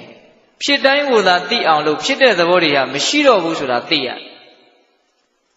နော်ဖြစ်တိုင်းကိုသာသိအောင်လို့အခုဖြစ်တာကိုသိတယ်အဲ့ဒါကိုထားခဲ့တော့နောက်ထပ်ဆက်ပြီးတော့ဖြစ်နေတာမရှိဘူးလားရှိတယ်အဲ့ဒီဖြစ်နေတာကိုဆက်ပြီးတော့သိအဲ့ဒီဖြစ်နေတာကိုသိတိုင်းအရင်ဖြစ်တဲ့ဟာမရှိတော့ဘူးဟောနောက်ဖြစ်တာနဲ့ရက်တည်တယ်အရင်ဖြစ်တာမရှိတော့ဘူးနောက်ဖြစ်တာကိုသိတယ်အဲ့ဒါလည်းမရှိတော့ဘူးဒီလိုနဲ့ဖြစ်ချင်းတရားတွေဟာဆက်ပြီးတော့ဒလဇတ်ဖြစ်မနေဘူးလားဖြစ်နေတယ်ဒလဇတ်ဖြစ်နေသည့်အားလျော်စွာဒလဇတ်ဖြစ်ခဲ့တဲ့တရားတွေကဒလဇတ်ပဲမရှိတော့ဘူးကုန်ပြောက်သွားတယ်ချုပ်ပြောက်သွားတယ်နော်အဲ့ဒါလိုဖြစ်ချင်းပြည့်ချင်းသဘောတရားကိုသိမြင်နားလည်မယ်ဆိုရင်အဲ့ဒါဘာခေါ်မလို့ပညာအဲ့ဒီဉာဏ်ပညာရှိတဲ့ပုဂ္ဂိုလ်ဒီသာလည်းသူတော်ကောင်းတရားနဲ့ပြည့်စုံနိုင်တာအဲ့ဒီဉာဏ်ပညာမရှိတဲ့ပုဂ္ဂိုလ်သူတော်ကောင်းတရားနဲ့မပြည့်စုံနိုင်ဘူးဒါကြောင့်မြတ်စွာဘုရားကသိတဲ့မြင်တဲ့သူကိုယ်သာလျှင်ဒုက္ခကုန်နိုင်တယ်လို့ငါဟောတယ်မသိတဲ့မမြင်တဲ့လူအတွက်ဒုက္ခကုန်နိုင်တယ်လို့ငါမဟောဘူးလို့မြတ်စွာဘုရားဟောထားတာလည်းရှိတယ်ဒါကြောင့်အရှင်မြတ်ကဒါကိုစဉ်းစားတာဉာဏ်ပညာရှိတဲ့ပုဂ္ဂိုလ်ဒီသာလည်းသူတော်ကောင်းတရားနဲ့ပြည့်စုံနိုင်တယ်ဉာဏ်ပညာမရှိတဲ့ပုဂ္ဂိုလ်သူတော်ကောင်းတရားနဲ့မပြည့်စုံနိုင်ဘူးတဲ့ဘယ်နှချက်ရှိပြီတော့9ချက်အဲ့ဒီ9ချက်စဉ်းစားပြီးတော့အရှင်မြတ်ကရှေ့ဆက်ပြီးတော့မစဉ်းစားတတ်တော့ဘူးနော်တာဝကတွေရဲ့သဘောဆိုတာကမင်းကွန်းဆိုတော်ဘုရားကြီးရှင်းပြထားတာရှိတယ်တာဝကတွေရဲ့ဉာဏ်တာဝကတွေရဲ့အတွေးဆိုတာကပညာလောက်ပဲသူတို့ထိတ်တန်းထားပြီးတော့တွေးတတ်တာတဲ့ပညာဆိုတာကိုတွေးပြီးရင်ဟိုဘက်ဆက်ပြီးတော့တွေးဖို့အတွက်ပင်ပန်းသွားတယ်မတွေးတတ်တော့အဲ့ဒီလိုပဲအရှင်မြတ်ရဲ့စိတ်မှာလဲနောက်ထပ်မြင့်မြတ်တဲ့အတွေးကိုတွေးဖို့အတွက်သူမတတ်နိုင်တော့ဘူးပင်ပန်းသွားတယ်အဲ့ဒါကိုမြတ်စွာဘုရားကဘေးတကာလတောအုပ်ထဲကနေပြီးတော့နော်မြတ်စွာဘုရားတကူတော်နဲ့သိတယ်နော်အနုဒုဒ္ဒရဲ့တန်တာမှာနောက်ထပ်အတွေးတစ်ခုတွေးဖို့လိုအပ်နေသေးတယ်သို့သောအနုဒုဒ္ဒသူ့ဉာဏ်နဲ့သူအဲ့ဒီအတွေးကိုမတွေးတတ်ဘူးအဲ့ဒါကိုငါသွားပြီးတော့သူ့ရဲ့ဆန္ဒပြည့်အောင်ဖြည့်ဆည်းမယ်ဆိုပြီးတော့မြတ်စွာဘုရားကကွေးသောလက်ကိုဆန့်တကဲ့သို့ဆန့်သောလက်ကိုကွေးတကဲ့သို့အလွန်လျင်မြန်စွာပဲအဲ့ဒီဝါတော်ထဲမှာထင်ရှားဖြစ်ပြီးတော့ခင်းထအပ်သောနေရာမှာမြတ်စွာဘုရားတည်င်းသုံးတယ်တည်င်းသုံးပြီးတော့ဗာလဲဗာပြောလဲဆိုတော့ကောင်းစွာအနုဒုဒ္ဒတဲ့နော်သင်ဟာအင်ပတန်မြင့်မြတ်တဲ့ယောက်ျားမြတ်တို့ရဲ့အတွေ့မဟာပုရိသဝိတ္တဆိုတဲ့ယောက်ျားမြတ်တို့ရဲ့အတွေ့ကိုသင်တွေးနေတာဒီလိုအတွေ့တွေးတာဟာအလွန်ကောင်းတယ်တဲ့မြတ်စွာဘုရားကသင်9ခုမြောက်အတွေ့ကိုတွေးတာအဲ့ဒါမြတ်စွာဘုရားအကုန်စီတန်းဟောပြီးတော့10ခုမြောက်အခုငါပြောမဲ့အတွေ့ကိုလည်းတွေးလိုက်ပါဦးတဲ့မြတ်စွာဘုရားက10ခုမြောက်အတွေ့ကိုဆက်ပြီးတော့သင်ပေးတာပေါ့အဲ့ဒါကဘာလဲဆိုတော့နိဗ္ဗပင်စတ္တယံဓမ္မောနာယံဓမ္မောပပင်စတ္တအနှစ်ချုပ်ကလေးဦးဇင်းတို့ပြောရရင်အကျဉ်းမြင်လေးပြောရရင်ပပင်စတရားတို့ရဲ့ကင်းလွတ်ရာပပင်စချုပ်ရာပေါ့ပပင်စတရားဆိုတာဘေးတပေါင်းသူတော်ကောင်းတို့အလုံးသိပြီးသားပါတဏမာနာဒိဋ္ဌိနော်တဏဆိုတာကငါဥစ္စာဆိုတဲ့အတွေးနဲ့တွေးတဲ့သဘောတွေပေါ့မာနဆိုတာကတော့အထင်တစ်လုံးနဲ့ပေါ့လေတွေးနေတဲ့အတွေးတွေပေါ့ဒိဋ္ဌိဆိုတာကထင်ရှားရှိတဲ့ယုံ nant ကိုပဲငါလို့သူလို့လွယ်မှားဆွဲလန်းမှတ်ထင်တဲ့သဘောပေါ့အဲ့ဒီတဏမာနဒိဋ္ဌိဆိုတဲ့ပပင်စတရားကင်းချုပ်နေတဲ့နိဗ္ဗာန်တရားမှာမွေးလျော်တဲ့ပုဂ္ဂိုလ်ဒီသာနဲ့သူတော်ကောင်းတရားနဲ့ပြည့်စုံနိုင်တာပပင်စတရားနဲ့ပျော်မွေ့နေတဲ့ပုဂ္ဂိုလ်တွေသူတော်ကောင်းတရားနဲ့မပြည့်စုံနိုင်ဘူးတဲ့ ဆိုလိုတာကအမြဲတမ်းတဏှာအတွေးနဲ့တွေးမယ်မာနအတွေးနဲ့တွေးမယ်ဒိဋ္ဌိအတွေးနဲ့တွေးမယ်ဒီတဏှာမာနဒိဋ္ဌိဖြင့်သာလျှင်ပျော်မွေ့နေမယ်ဆိုရင်တော့သူတော်ကောင်းတရားဟာအဲ့ဒီပုဂ္ဂိုလ်ရဲ့တဏ္ဍာမှာမပြည့်စုံနိုင်ဘူးအမြဲတမ်းရဖို့အမြဲတမ်းငါဟာဆိုတဲ့အတွေးပေါ့လေဟုတ်လားအမြဲတမ်းငါဆိုပြီးတော့ရှင်ပြိုင်မှုတွေနဲ့ဘေးကအရာတွေနဲ့ကိုယ်နဲ့အမြဲတမ်းနှိုင်းချိန်ရှိန်ထိုးပြီးတော့ရှင်ပြိုင်နေဆိုတာဥရှင်တို့မာနရဲ့သဘောကနှိုင်းချိန်နေဆိုတဲ့သဘောပေါ့သူကပါလဲငါကပါလဲပေါ့ဟုတ်လားတအားမြင့်မြတ်ပြီးတော့သူတဲ့အများကြီးကိုတာတယ်လို့ထင်မှမာနမဟုတ်ဘူးငါကတော်တော်ညံ့တာပဲသူတဲ့ငါတော်တော်ညံ့တာပဲလို့ထင်ရင်လည်းအဲ့ဒါလည်းမာနပဲနော်မာနရဲ့သဘောကလည်းအတိပ္ပယ်ကအကျယ်ကြီးဟုတ်လားနော်အဲ့ဒီလိုတဏှာမာနဒိဋ္ဌိဆိုတဲ့အတွေးမျိုးတွေနဲ့လားနှစ်ချိုက်ပျော်ပိုက်နေမယ်ဆိုရင်ဒီပုဂ္ဂိုလ်သူတော်ကောင်းတရားပြည့်စုံနိုင်ပါဘူးတဲ့ဒီပပင်စတရားတွေကင်းပြောက်ရာနိဗ္ဗာန်တရားမှာပျော်မွေ့ကြည်လင်သက်ဝင်နေနိုင်တဲ့ပုဂ္ဂိုလ်တွေသာလျှင်သူတော်ကောင်းတရားနဲ့ပြည့်စုံနိုင်တာအဲ့တော့ဒီနေရာမှာတခုတော့စဉ်းစားတရားရှိတာပေါ့ဗျာမဉ္ဇဉ်ဘုံဉာဏ်ကလည်းမရသေးတော့နိဗ္ဗာန်ချမ်းသာကလည်းမျက်မှောက်မပြုဘူးသေးဘူးနိဗ္ဗာန်ချမ်းသာကိုမျက်မှောက်မပြုဘူးသေးပဲနဲ့ဘယ်လိုလုပ်ပြီးတော့ဒီနိဗ္ဗာန်မှာတပြည့်တော့ပျော်နိုင်မလဲမေးတယ်မရှိဘူးလားရှိတာပေါ့အဲ့တော့ဦးဇင်းတို့ဒီနေရာမှာပြောချင်တာကအနည်းဆုံးတော့ပရိယတ္တိဘဟုတုတ္တစာပေဘဟုတုတ္တအရာလောက်နဲ့သူတော်ကောင်းကြီးတွေရဲ့စကားကိုကြားဘူးနာဝတုတ္တဉာဏ်လောက်နဲ့လည်းပဲဒါနိဗ္ဗာန်တရားမှာပျော်မွေ့တတ်ဖို့လိုမယ်လို့ထင်တယ်ဆိုကြပါစို့ဘဝခန္ဓာဆိုတာဒုက္ခမြပဲနိဗ္ဗာန်မှာဒီဘဝခန္ဓာဒီယုတ်တနတ္တတွေလုံးဝချုပ်ဆုံးနေတဲ့သဘောရှိတယ်လို့သူတော်ကောင်းကြီးတွေကပြောတယ်နော်နောက်ပြီးတော့လောဘဆိုတာပူလောင်တဲ့သဘောရှိတယ်ဒေါသဆိုတာပူလောင်တဲ့သဘောရှိတယ်မာနတွေနော်အစရှိတဲ့ကိလေသာတရားတွေဆိုတာပူလောင်တဲ့သဘောရှိတယ်ဆိုတာတော့ပိဋကတ်တို့လည်းသ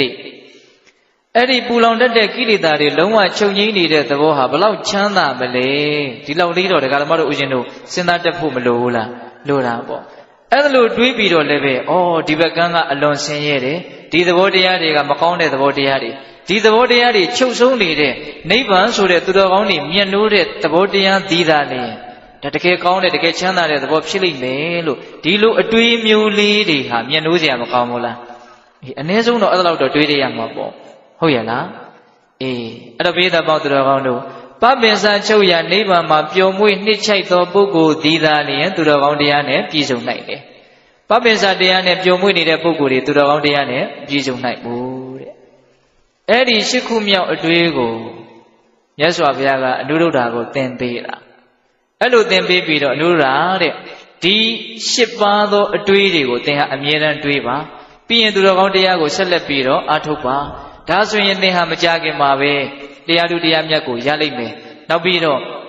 ဒီဝါတော်ထဲမှာပဲဆက်ပြီးတော့သတင်းသုံးဖို့မြတ်စွာဘုရားကပြီးရင်သူ့ကိုတိုက်တွန်းပါအဲ့ဒီမှာမြတ်စွာဘုရားပြန်မကြွသေးခင်မှာဒီအတွေးရှစ်ချက်ကိုတွေးမယ်ဆိုလို့ရှိရင်ဘလို့အကျိုးကျေးဇူးရနိုင်တယ်လေဆိုတာလေးကိုဟောထားအဲ့ဒါလေးကိုတော့ဦးဇင်းကအလွန်ပြောခြင်းတယ်သိလားဒီအတွေးရှစ်ခုဒါဦးဇင်းတို့ခွေတွေလည်းရှိတယ်နော်ကိုတွေးခြင်းတယ်ဆိုရင်တွေးလို့မရဘူးလားရတယ်သူတော်ကောင်းတရားဆိုတာအလိုနေတဲ့ပုဂ္ဂိုလ်နဲ့သာထိုက်တန်တာအလိုကြီးတဲ့ပုဂ္ဂိုလ်နဲ့မထိုက်တန်ဘူးအစရှိသဖြင့်ပြန်မပြောတော့ဘူးနော်အဲ့ဒီအတွေးရှစ်ချက်ကိုတွေးမယ်ဆိုရင်တဲ့သင်ဟာပထမဇန်ဒုတိယဇန်တတိယဇန်စတုထဇန်ဆိုတဲ့မျက်မှောက်ချမ်းသာစွာနေနိုင်ကြောင်းဖြစ်တဲ့ဒီဇန်တရားတွေကိုလွယ်လွယ်ကူကူသင်ရလိမ့်မယ်တဲ့မြတ်စွာဘုရားကနော်ဇန်တရားတွေကိုတော့ဦးဇင်းတို့အကျဉ်းပြောတော့ပါဘူးဟုတ်လားအဲ့ဒီမှာအကျဉ်းပြောနေတာကဘာလဲဆိုတော့အဲ့ဒါလို့ဇန်တရားတွေနဲ့ပြည့်စုံတဲ့ဒီအတွေးရှစ်ချက်နဲ့လည်းသင်ပြည့်စုံမယ်ဆိုလို့ရှိရင်တဲ့ဘာဆက်ပြောတော့စိတ်ဝင်စားတဲ့အကောင်းတာကအလွန်ချမ်းသာကြွယ်ဝတဲ့တထေသားတယောက်တည်းသူ့ရဲ့အင်မတန်ကောင်းမွန်မွန်မြတ်တဲ့အဝတ်တွေအင်ကြီးတွေပစိုးတွေကိုကြည့်ပြီးတော့နှစ်သက်တဲ့သဘောမွေ့လျော်တဲ့သဘောရှိသလိုတဲ့သင်ဟာအလွန်တရာမှညံ့ဖျင်းတဲ့ဒီပန့်တကူသင်္ကန်းရဲ့အပေါ်မှာနှစ်သက်တဲ့ပျော်မွေ့တဲ့သဘောဒါပေမဲ့တွေ့တာကညှိမှုတော့မဖြစ်ဘူးတွေ့တာကညှိမှုကင်းတဲ့သဘောချမ်းသာစွာနေနိုင်ခြင်းသဘောနိဗ္ဗာန်ကိုသက်ဝင်ခြင်းသဘောဒီအချက်ဒီအတွက်သင်ဟာအလွန်နှစ်သက်တဲ့သဘောဖြစ်လာလိမ့်မယ်တဲ့ဒီဥမာလေးကိုဦးဇင်ကထပ်ပြီးတော့ရှင်းအောင်ပြောခြင်းနေတယ်နော်တထေသားတယောက်ဟာအလွန်ကောင်းမွန်တဲ့အဝတ်တွေရဲ့အပေါ်မှာနှစ်သက်ပြီးတော့မွေ့လျော်တဲ့သဘောမျိုးဘာမှမကောင်းတဲ့ဒီပန်းတကူသင်္ကန်းနော်အမိုက်ပုံတွေကရတာလေးတွေကိုအကုန်လုံးစုဆက်ချုပ်ဆိုးပြီးတော့ဝိရတဲ့သင်္ကန်းတကယ်ကဘာအည်သွေးရှိလဲဘာမှအည်သွေးမရှိဘူးနော်ဒါပေမဲ့လို့သူ့မှာကအင်မတန်ကြီးတဲ့ဂုဏ်ရှိတယ်အဲ့ဒါကဘာလဲဆိုတော့တရားသဖြင့်ရတယ် ဘယ်သူကမှဒါကိုလောဘနဲ့တက်မဲ့ထားတာလည်းမရှိဘူးနော်အလွန်အပြစ်ကင်းတဲ့အဝတ်ပေါ့ဟုတ်လားအဲ့ဒါအရိယဝတ္တတရားအရိယာတို့ရဲ့အနွယ်ဖြစ်တဲ့ရောင်ရဲတင်းနေခြင်းသဘော၄မျိုးဆိုတာရှိတယ်အဲ့ဒီတရားတွေနဲ့သင်ဟာတဲ့နော်တထေးသားတယောက်ဟာအင်မတန်ကောင်းတဲ့အဝတ်ကိုသဘောထားသလိုမျိုးသင်ဟာပန့်တကူသင်္ကန်းကိုသဘောထားနိုင်လိမ့်မယ်ဒီနေရာမှာဦးဇင်းတို့ကဒါလေးကိုတွေ့ရတော့ဘာစဉ်းစားမိလဲဆိုတော့လူတွေဟာမတူတာတွေကိုပဲအတင်းရွေးပြီးတော့ကြည့်ကြတာတူတာတွေကိုကြတော့သိမမြင်တတ်ကြဘူးဆိုတာလေးကိုတွေးမိနော်ဆိုကြပါစို့ဒီအဝိစာကတကိုက်ကိုဘယ်လောက်တန်တာဒါကတော့ဘယ်လောက်ဖဲတန်တာဟုတ်မတူဘူးဆိုတာတော့ပိဿတို့ကောင်းကောင်းသိတယ်နော်သူကဘယ်လောက်တန်ဝတ်ထားတာဟုတ်လားမတူတာကိုပဲမြင်တာအဲ့ဒီကြီးကျယ်ကျယ်မတူဘူးလို့ကိုထင်ရတဲ့အရာတစ်ခုမှာအလွန်တူးနေတာတွေမရှိဘူးလားရှိတာပေါ့သူလည်းအရှက်ကြောက်လုံးဖို့ဟုတ်လားသူလည်းပဲရာသီဥတုတန်းခံဖို့ဒီအချက်တွေကြတော့တူးမနေဘူးလားတူးနေတယ်ဘာမှတကယ်တမ်းကတော့သိပြီးတော့ကြွားချတာမဟုတ်ကွာခြားတယ်လို့ထင်တာကဒါအင်မတန်နှိမ့်တဲ့အမြင်လို့ပြောရမယ်မကွာခြားဘူးလို့မြင်တဲ့အမြင်ဟာအင်မတန်မြင့်တဲ့အမြင်လို့ပြောရမယ်ဒါကိုမြင်တတ်ဖို့လိုတယ်နော်တခါကြီးဒီမိုင်းများနော်မတူတာတွေရဲ့တူတာကိုမြင်တတ်ဖို့လိုတယ်အဲ့ဒါလေးကိုဦးဇင်းကဆက်နွယ်ပြီးတော့စဉ်းစားမိတာပါခုဒီမှာတော့မြတ်စွာဘုရားကသင်ဟာဒီအတွေးတွေနဲ့နေမယ်ဆိုလို့ရှိရင်ဘာမှအည်အသွေးမရှိတဲ့ဒီပန့်တကူသင်္ကန်းကိုတထေးသားတယောက်ဒီသူ့ရဲ့အဝတ်ကိုမျက်နှိုးသလိုမျိုးသင်မျက်နှိုးမှာပါတဲ့ဘာမှဒီအဝတ်အတွက်ငါဒါကြီးဝေးရတာဘာမှသိပ်ပြီးတော့တန်ဖိုးလည်းမရှိဘူးအောက်ကျတဲ့သိငယ်တဲ့ဒါမျိုးတွေမရှိဘူးနော်အလွန်ပျော်တဲ့ပျော်မွေ့တဲ့စိတ်တစ်ဖက်တစ်ဆက်တည်းမှာပဲပျော်မွေ့ပြီးတော့ဒါကိုဆွဲလန်းတဲ့သဘောလည်းမဖြစ်ဘူးတွေ့တာမှုကန့်ညှိခြင်းအလို့ငါတဲ့ချမ်းသာစွာနေနိုင်ခြင်းအလို့ငါနိဗ္ဗာန်ကိုတက်ဝင်ခြင်းအလို့ငါသာလျှင်တင်းသည်ဒါရဲ့အပေါ်မှာနှစ်သက်ပြီးတော့ပျော်မွေ့တဲ့သဘောဖြစ်ပါလိမ့်မယ်တဲ့နောက်ပြီးတော့ဗာပြောတော့ဆိုတော့အလွန်ကောင်းတဲ့သားပြုံးထမင်းဟင်းရဲ့အပေါ်မှာသဘောထားသလိုမျိုးအိမ်တကာလှည့်ပြီးတော့ဟိုအိမ်ကတစ်မျိုးဒီအိမ်ကတစ်မျိုးရောပြီးတော့လောင်းလိုက်တဲ့ဒီဆွမ်းဟင်းညံ့တဲ့ဆွမ်းဟင်းရဲ့အပေါ်မှာသင်သဘောထားနိုင်လိမ့်မယ်တဲ့နော်စားရတော့ခဏလေးပဲဒီမကောင်းတာစားရလို့စိတ်ထဲမှာဘာမှထိခိုက်တဲ့သဘောမရှိဘူးဒါကိုပျော်ပျော်မွေ့မွေ့နှစ်နှစ်သက်သက်ပဲတက်မဲ့တဲ့သဘောမျိုးကိုရည်ရွယ်ပြောတာမဟုတ်ဘူးနော်အလွန်ချမ်းသာမယ်ပေါ့ဒါကိုစားရလို့သူ့မှာဘာမှစိတ်ထဲမှာထိခိုက်တဲ့သဘောမရှိဒီသဘောလေးတွေကလူလောကကြီးမှာအလွန်လိုအပ်တယ်လို့ဦးဇင်းထင်တယ်တချို့ကကောင်းတဲ့အစားအစာနဲ့မကောင်းတဲ့အစားအစာအများကြီးကွာတယ်လို့ထင်တာဟုတ်ရဲ့လားတကယ်တမ်းကအများကြီးကွာသလားအများကြီးမကွာပါဘူးတခါလေဈေးကြီးတဲ့အစားအစာကအန်ရပူကြီးနေတာတွေတောင်ရှိတတ်တယ်ရှားပေါ်ပဲခဏလေးကွာပြီးတော့ပြီးသွားအကုန်လုံးပြီးသွားဟုတ်လားအေးဒါလေးတွေစဉ်းစားတတ်ဖို့လိုတယ်နော်နောက်တစ်ချက်မြတ်စွာဘုရားဘာပြောတုံးဆိုတော့အလွန်ကောင်းတဲ့တိုက်အိမ်ကြီးနော်အစီအဆက်တကားတွေအထွတ်တက်ပြီးတော့တခါတည်းဆွလစ်မွန်းကျွန်းနဲ့အင်မတန်ကြီးကျယ်ခမ်းနားတဲ့တိုက်အိမ်ကြီးမှာအင်မတန်ပြည့်စုံတဲ့လူတစ်ယောက်ဟာနေရသလိုမျိုးသစ်ပင်ရင်းကိုသင်အဲ့လိုသဘောထားနိုင်လိမ့်မယ်တဲ့တကယ်နေနေတာကတော့သစ်ပင်ရင်းပဲနော်ဒါပေမဲ့ဒီသစ်ပင်ရင်းမှာနေရလို့သူ့မှာဘာဆင်းရဲမှုမှမရှိဟုတ်လားချမ်းသာကြွယ်ဝတဲ့ပုဂ္ဂိုလ်ကအလွန်ကောင်းတဲ့အိမ်ကြီးပေါ်မှာနေမလို့အခက်မသိရင်စိတ်ဆင်းရဲမှုကြုံရင်ကြုံနိုင်တယ်ဟုတ်လား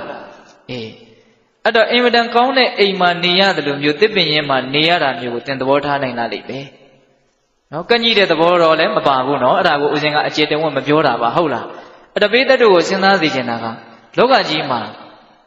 ကိုထူးတယ်လို့ထင်တဲ့အရာတွေဟာတကယ်မထူးတာတွေအများကြီးရှိတယ်ဟုတ်ရဲ့လားနော်တကယ်တော့ဒီလိုပဲနေရတာပဲလေအသက်ကလေးရှူပြီးတော့ဒီလိုပဲနေရတာပဲလေသိပ်ပြီးတော့ထူးခြားတာမရှိဘူးဘာဆက်ပြောပြန်လို့ဆိုတော့အင်မတန်ချမ်းသာကြွယ်ဝတဲ့ပုဂ္ဂိုလ်ဟာတဲ့သားမွေးအခင်းတွေဟုတ်လားခေါင်းအကြီးကြီးတွေမိအုံးကြီးကြီးတွေဟုတ်လားဖက်လုံးကြီးတွေမွေရကြီးတွေပေါ်မှာနေရသလိုမျိုးနေတဲ့အခါမှာနှစ်ချိုက်ပျော်ပိုက်တဲ့သဘောမျိုးသင်ဒီဟောဒီမြက်အခင်းလေးပေါ်မှာနှစ်ချိုက်ပျော်ပိုက်တဲ့သဘောမွေလျော်တဲ့သဘောနော်နှစ်သက်တဲ့သဘောဖြစ်လိမ့်မယ်တွေ့တာကကြီးတဲ့သဘောလည်းမပါဘူးဒါလေးနဲ့နေရတာကိုချမ်းသာပြီးတော့နေတာသူကရောင်ရဲတဲ့သဘောတွေကိုအခြေခံပြီးတော့တွေးထားတာခုနအတွေးရှိချက်ကိုတော့မိတ်မပြည့်နဲ့နော်အဲ့ဒီအတွေးရှိချက်ရှိမယ်ဆိုရင်မြက်အခင်းသည်အင်မတန်ကောင်းတဲ့ဂရီပါကော်စောမမှီဘူးဆိုတဲ့အဓိပ္ပာယ်ဟုတ်ရဲ့လားနောက်ပိဋကတ်တို့စဉ်းစားတော့အေးနောက်သူပါဆက်ပြီးတော့ပြောတော့ဆိုတော့အင်မတန်ကောင်းတဲ့စေဝါတွေစီဦးထောပတ်တွေရဲ့အပေါ်မှာအင်မတန်ပြည့်စုံကြွယ်ဝတဲ့ပုဂ္ဂိုလ်ဟာသဘောထားပြီးတော့နေသလိုမျိုးနွားကျင်ငယ်ပုတ်ရည်နဲ့စိန်ထားတဲ့ပုတိမုဒ္ဒဘေသစ္စာလို့ခေါ်တဲ့ဘုရားရှိကြားဦးတယ်နော်အင်မတန်တန်တယ်ဟုတ်လား ဒါပေမဲ့ခန္ဓာကိုယ်ကိုတော့အင်မတန်ကောင်းတယ်လို့ဆိုတယ်အတွင်းထဲမှာအညစ်အကြေးတွေကိုသူကတန့်ရှင်းပေးနိုင်တဲ့စွမ်းတတ္တိရှိတာကိုအကြံဉာဏ်အဖြစ်နော်အဲ့ဒီနွားကျင်ငယ်ပုတ်ဆေးရည်ကိုသုံးဆွဲတဲ့နေရာမှာအင်မတန်ကောင်းတဲ့စီဦးထောပတ်ကိုသုံးဆွဲသလိုမျိုးနှစ်ချိုက်ပျော်ပိုက်တဲ့သဘောဘာမှဒီလောက်ယုံညံ့တဲ့ဆေးကိုသုံးဆွဲရလို့စိတ်ထဲမှာထိခိုက်တဲ့သဘောမရှိဘူးအဲ့တော့ဆိုလိုတာကဒီလိုခေါင်းကောင်းပါပါနော်ဒီလိုလေးနေရပြီမလို့သူ့စိတ်ထဲမှာအင်မတန်ချမ်းသာပါတယ်ဆိုတာကိုပြောတာဒါပေမဲ့ဘာအတွေးတော့လို့လဲခုနပြောခဲ့တဲ့အတွေးရှစ်ချက်ရှိဖို့တော့လို့လေဟုတ်ရဲ့လားအဲ့လိုပြောပြီးတော့မြတ်စွာဘုရားကဒါလေးကိုဦးဇင်းကပြီးတော့မပြီးခြင်းဘူးဟုတ်လားလူလောကကြီးမှာလူအလွန်းတယ်လို့ဦးဇင်းထင်လို့ပါဟုတ်လားသူကိုလူတွေဟာအင်မတန်ကောင်းတယ်ဆိုတဲ့အသုံးဆောင်တွေနောက်ကိုလိုက်ပြီးတော့အလွန်အထင်ကြီးနဲ့ပြီးတော့လည်းပဲဒါတွေရဖို့အတွက်ကိုယ်ပဲရှားရတာဟုတ်လားနော်ထပလက်မြင့်စီးရတယ်လို့ပဲပြေးတယ်ဟာတအားပြေးတယ်ပြီးတော့ဘယ်သူမောတာလဲကိုယ်ပဲမောတာပါဟုတ်ရဲ့လားတိတ်ကောင်းတာတွေကိုသုံးဆောင်ခြင်းလို့ရှားရတော့ဘယ်သူရှားရတာလဲကိုယ်ပဲရှားရတာပါဟုတ်လားဒါကြောင့်တကယ်တမ်းကဘာမှတိတ်ပြီးတော့ပြောလောက်အောင်ထူးတာမဟုတ်ဘူးဆိုတဲ့အမြင်ရှိဖို့မလိုဘူးလားအေးဘာမှမထူးဘူးဆိုတဲ့အမြင်ရှိခြင်းနဲ့ဆိုရင်ခုနတုန်းကရှစ်ချက်ကိုကောင်းကောင်းစဉ်းစားတတ်ဖို့လိုပဲဟုတ်လားအဲ့ဒါလိုမြတ်စွာဘုရားကအနုရုဒ္ဓကိုတိုက်တွန်းပြီးတော့စေတနုရုဒ္ဓတဲ့သင်ဒီဝါတော်ထဲမှာပဲဆက်ပြီးတော့သတင်းသုံးပါဓမ္မတန်တရားတို့ရမှာဆိုတာကိုမြတ်စွာဘုရားကမြင်တော်မူတာ哦အဲ့ဒါလိုအမိန့်ရှိပြီးတော့မြတ်စွာဘုရားကဘေတကာလတောအုပ်ထဲကိုပြန်ကြွသွားတယ်ပြန်ကြွသွားပြီးတော့ဟိုရောက်တော့ယဟန်တော်တွေကအများကြီးရှိတာမြတ်စွာဘုရားရဲ့ဝန်းကျင်မှာအဲ့ဒါယဟန်တော်တွေအကုန်လုံးစုယုံပြီးတော့မြတ်စွာဘုရားကစောစောကတကူတော်နဲ့အနုတော်ရာတီကိုကြွပြီးတော့သူတရားဟောတဲ့အကြောင်းအတွေ့အကြုံတွေကိုအကုန်လုံးပြန်ပြီးတော့ယဟန်တော်တွေကိုအစာဆုံးပြန်ဟောတယ်။နော်အရှင်တို့ကအတွေ့9ခုတွေးနေတဲ့အကြောင်း10ခုမြောက်အတွေ့ကိုငါဘုရားထပ်ပြီးတော့ပြည့်စုံအောင်ထည့်ခဲ့တဲ့အကြောင်းဟုတ်လားအဲ့ဒါတွေကိုအသေးစိတ်ခုနကဦးဇင်းပြောခဲ့တဲ့အတိုင်းအကုန်လုံးအသေးစိတ်ပြန်ပြီးတော့မြတ်စွာဘုရားဟောတယ်။ဟောပြီးတော့အပူပါဆက်ပြီးတော့ပါလာလဲဆိုတော့မြတ်စွာဘုရားကအလိုနည်းခြင်းဆိုတာဘာလဲဟောအသေးစိတ်အဓိပ္ပာယ်လေးတွေထပ်ပြီးတော့ဖွင့်ပြမှာနော်အလိုနည်းသောပုဂ္ဂိုလ်သားနဲ့သူတော်ကောင်းတရားဟာပြည့်စုံနိုင်တယ်အလိုကြီးသောပုဂ္ဂိုလ်ရဲ့တဏ္ဍမှာသူတော်ကောင်းတရားမပြည့်စုံနိုင်ဘူးလို့ပြောခဲ့တယ်တဲ့အဲ့ဒီနေရာမှာအလိုနည်းတယ်ဆိုတာဘာလဲအလိုနည်းတယ်ဆိုတာတဲ့မိမိကိုယ်တိုင်ကအလိုနည်းသောပုဂ္ဂိုလ်ဖြစ်ပါလေခင်နဲ့ကိုယ်အလိုနည်းတယ်ဆိုတာကိုသူတစ်ပါးသိစေခြင်းတဲ့သဘောမရှိဘူးတဲ့အဲ့ဒါအလိုနည်းတာတဲ့နော်အလိုနည်းပါလေနဲ့အလိုနည်းတယ်ဆိုတာကိုသူများသိဖို့မလိုဘူးဟောတိအချက်ဒါပြောတယ်နော်နောက်ပြီးတော့ရောင်ရဲသောပုဂ္ဂိုလ်ဖြစ်ပါလေနဲ့ကိုယ်ဒီရောင်ရဲတယ်ဆိုတာကိုသူများသိသိခြင်းတဲ့သဘောမရှိဘူးသူများသိအောင်မကြိုးစားဘူးဟုတ်လားကိုယ်ဒီစိတ်ငြိမ်မှုကိုနှစ်သက်တဲ့ပုဂ္ဂိုလ်ဖြစ်ပါလေနဲ့ပျော်မွေ့တဲ့ပုဂ္ဂိုလ်ဖြစ်ပါလေနဲ့စိတ်ငြိမ်မှုမှာပျော်မွေ့တဲ့ပုဂ္ဂိုလ်တယောက်ဖြစ်တယ်ဆိုတာကိုသူများသိအောင်မကြိုးစားဘူးသူများသိဖို့လည်းမလိုဘူးသူများသိသိခြင်းတဲ့သဘောလည်းမရှိအဲ့ဒါအလိုနေတာနော်ကိုယ်ဒီဝရိယတရားနဲ့ပြည့်စုံတဲ့ပုဂ္ဂိုလ်ဖြစ်ပါလေခင်နဲ့ငါဟာဝရိယပြည့်စုံတဲ့ထက်သန်တဲ့ပုဂ္ဂိုလ်တယောက်ဖြစ်တယ်ဆိုတာကိုသူများသိအောင်မကြိုးစားဘူးသူများသိဖို့လည်းမလိုဘူးသူများလည်းသိသိခြင်းတဲ့သဘောလည်းမရှိဘူးဟုတ်လားကိုယ်ဒီတတိရှိတဲ့လူကိုယ်ဒီတမာရီရှိတဲ့လူကိုယ်ဒီပညာရှိတဲ့လူကိုယ်ဒီနိဗ္ဗပင်စတရားလို့ခေါ်ရတဲ့နိဗ္ဗာန်မှာမွေ့လျော်နှစ်ချိုက်ပျော်ဝိုက်တဲ့ပုဂ္ဂိုလ်ဖြစ်တဲ့ပုဂ္ဂိုလ်ဖြစ်နေပါလေခင်နဲ့ငါမှဒီအည်သွေးတွေဒီအည်ချင်းတွေရှိတယ်ဆိုတာကိုသူများသိသိခြင်းတဲ့သဘောမရှိဘူးထပ်ပြီးတော့ချုပ်ပြောရရင်တော့ကောင်းမှလှည့်ကင်နဲ့တောင်မှကောင်းတယ်ဆိုတာကိုသူများသိသိခြင်းတဲ့သဘောမရှိဘူးတဲ့အဲ့ဒါအလိုနေတဲ့ပုဂ္ဂိုလ်ဆိုအဲ့ဒါကိုပြောတာတဲ့ဘလောက်လေးနဲ့တည်းနော်တခါကြီးမှမများစဉ်းစားဒီစာမိုးရဲကတော့ဒကာဓမ္မတို့ဦးရှင်တို့အလုံးနီးနီးကြားရမယ်နဲ့တူတယ်ဟုတ်လားလူတွေကကောင်းဖို့ကြတော့အရင်ကြီးမခက်ဘူးပေါ့တချို့ဟုတ်လားအဲ့ဒီခက်နေတာကဘာလဲဆိုတော့အဲ့ဒီကောင်းတယ်ဆိုတာကိုသူများသိစေခြင်းတဲ့ကိစ္စကအလွန်ခက်နေတယ်သူများတော့မသိဘူးဦးဇင်းကတော့အတော်ကိုခက်တယ်လို့ထင်တယ်ဟုတ်လားတော့လှူတယ်ဟောသူများသိစေခြင်းတယ်နော်ကိုရိတ်တာသွားတယ်ပြောရတာအမောပဲငါဘယ်နဲ့ရချခဲ့တာဟုတ်လားဘာလို့ချင်တာတော့သူများသိစေခြင်းတာအဲ့ဒီသူများသိစေခြင်းနဲ့စိတ်ရှိနေတာကအဲ့ဒါအလိုမနှဲဘူးတဲ့အဲ့ဒါအလိုကြီးတာထဲမှာနည်းနည်းပါနေဟုတ်လားဒါပေမဲ့ယုံမာတဲ့အလိုတော့မဟုတ်ဘူးလေကိုကမကောင်းမင်းနဲ့ကောင်းတယ်လို့သိသိချင်းတော့အဲ့ဒါကယုံမာတဲ့အလိုကိုဖြစ်သွားတာအဲ့ဒါကတော့ပါပိစ္ဆာလို့ခေါ်တယ်ယုံမာတဲ့အလိုဆိုးရှိတယ်လို့ဆိုတယ်ဟုတ်လား ဒါကြောင့်အလိုနေတဲ့ဆိုတာပါလေကောင်းမှလှည့်กินတဲ့တောင်မှကောင်းတယ်လို့သူများကိုမသိစေချင်ဘူးသူတို့တိတ်တိတ်ဖုံဖုံဖိဖိပဲယူယူလေးပဲနေချင်တယ်ပေါ့ဟုတ်လားဒီအဲ့ဒါအပိစ္ဆအတိတ်ပဲပေါ့နောက်ပြီးတော့ဒုတိယဘာတွေးတာလဲရောင်ရဲပါလှည့်กินရောင်ရဲသောပုဂ္ဂိုလ်ဒီသာနဲ့သူတော်ကောင်းတရားပြည့်စုံနိုင်တယ်မရောင်ရဲတဲ့ပုဂ္ဂိုလ်သူတော်ကောင်းတရားမပြည့်စုံနိုင်ဘူးအဲ့တော့ရောင်ရဲတယ်ဆိုတာဘာကိုပြောတာလဲတဲ့ရောင်ရဲတယ်ဆိုတာတဲ့ရတတ်သမျှသောဆွမ်းရတတ်သမျှသောသင်္ကန်းရတတ်သမျှသောဟုတ်ဆေးကြောင်ဟုတ်လားပစ္စည်းလေးပါပေါ့အဲ့ဒါကိုရောင်ရဲတယ်တင်းတိမ်တယ်နော်မရှိနေတာရနေတာကိုကျင့်တတ်တယ်ပေါ့ဟုတ်တာတရားဓမ္မတို့ဦးဇင်းတို့ဘဝမှာအလွန်လိုပါတယ်ဒီရောင်ရဲခြင်းဆိုတာလေနောက်တတိယအချက်ပဝိဝေကဆိုတဲ့ကင်းစိတ်ခြင်းမှာမွေ့လျော်သောပုဂ္ဂိုလ်ဒီသာနဲ့သူတော်ကောင်းတရားပြည့်စုံနိုင်တယ်။ဘောင်းပေါ်နဲ့မွေ့လျော်တဲ့ပုဂ္ဂိုလ်သူတော်ကောင်းတရားပြည့်စုံနိုင်ဘူးလို့ဟောခဲ့တယ်တဲ့။အဲ့ဒီနေရာမှာပဝိဝေကကင်းစိတ်ခြင်းမှာမွေ့လျော်တယ်စိတ်ငြိမ်မှုမှာမွေ့လျော်တယ်ဆိုတာဘာကိုပြောတာလဲတဲ့အပေါင်းဖော်မှာမမွေ့လျော်ဘူးဆိုတာဘာကိုပြောတာလဲဆိုရင်တဲ့အပေါင်းဖော်နဲ့နေရတဲ့အခါတောင်မှမလွှဲတာလို့စကားပြောတဲ့အခါတောင်မှတရားစကားကိုပဲပြောတယ်တဲ့တရားဓမ္မတို့ဦးဇင်းတို့လူတော်ထဲမှာတခါလေလူတွေနဲ့နေလူတွေနဲ့နေတိုင်းအဖော်နဲ့နေတယ်လို့ပြောလို့တော့မရဘူးလူထဲမှာကောင်းကောင်းလေးနေနိုင်လို့ရှိရင်တယောက်တည်းနေရရောက်တယ်လို့ဟောပြောချက်တွေဟောထားတာအများကြီးရှိတယ်ဆိုကြပါစို့ဦးဇင်းတို့ခေါင်းထဲပေါ်လာတာလေးပြောရမယ်မြတ်စွာဘုရားယဟန်တော်တွေကိုတဏှိပဋိဒါနာခောဘိက္ခဝေဓဝယံကရဏီယံလူတွေစုမိတဲ့အခါယဟန်တွေစုမိတဲ့အခါအပေါင်းဖော်တွေနဲ့နေကြတဲ့အခါမှာလုပ်ရမယ့်အလုပ်နှလုံးရှိတယ်တဲ့နော်တဏှိပဋိဒါနာခောဘိက္ခဝေဓဝယံကရဏီယံလူတွေနဲ့ရောပြီးတော့နေတဲ့အခါမှာလုပ်เสียအလုပ်နှလုံးရှိတယ်ဆိုကြပါစို့တာရေးနာရေးရှိလို့ပြောရဆိုတာရှိတယ်ဟုတ်လားသွားလာပြီးတော့ဆက်ဆံရတဲ့အခါတွေမရှိဘူးလားရှိတယ်အဲ့ဒါလို့လူတွေစုစုကျုံလာတဲ့အခါမှာလုပ်ရမယ့်လို့ဘယ်နှလုံးရှိတယ်နှလုံးရှိတယ်အဲ့ဒါကဘာလဲဆိုတော့ဓမ္မီဝါကထအရိယောဝါတုန်နိဘာဝတဲ့ဓမ္မီဝါကထတရားစကားကိုတော်မူလီပြောစေဟောစကားပြောနေတဲ့အချိန်မှာဘာလုပ်မယ်ပြောတဲ့စကားလေးကတရားတဲ့စကားလေးဖြစ်ရနော်မတရားတဲ့စကားမဖြစ်ရအကျိုးရှိတဲ့စကားနူးညံ့တဲ့စကားတိမ်မွေးတဲ့စကားသူတစ်ပါးကိုအကျိုးရှိသွားသည်မဲ့နားချမ်းသာသွားသည်မဲ့စကားမျိုးကိုပြောတတ်ရပြောလို့မရဘူးလားရတယ်ဓမ္မီဝါကထတရားစကားကိုတော့လည်းပြောရဒါပေမဲ့တစ်ခါတလေမှကျတော့တရားစကားပြောဖို့အခွင့်မသင့်တဲ့အခါမျိုးလည်းကြုံတတ်တယ်ကိုယ်စကားကိုသူတို့ကနားလေလောက်တဲ့အည်သွေးမရှိတာမျိုးဒါပေမဲ့အချိန်အခါကာလမဟုတ်တာမျိုးအဲ့ဒါလိုမျိုးကိုယ်မှစကားပြောခွင့်မကြုံဘူးစကားပြောလို့လည်းမဖြစ်တဲ့အနေအထားမျိုးဆိုရင်ဟောဘယ်လိုနေရမှာလဲတဲ့အရိယောဝါတုန်နိဘာဝတဲ့အရိယောဝါတုန်နိဘာဝဆိုတာမြတ်သောစိတ်နေခြင်းဖြစ်တော်လည်းပဲနေရမယ်ဘာမှမပြောဘဲနဲ့တတလေးနေရမယ်တတလေးနေတယ်ဆိုတာကဘာမှမပြောဘဲနဲ့နေတယ်ဆိုတာက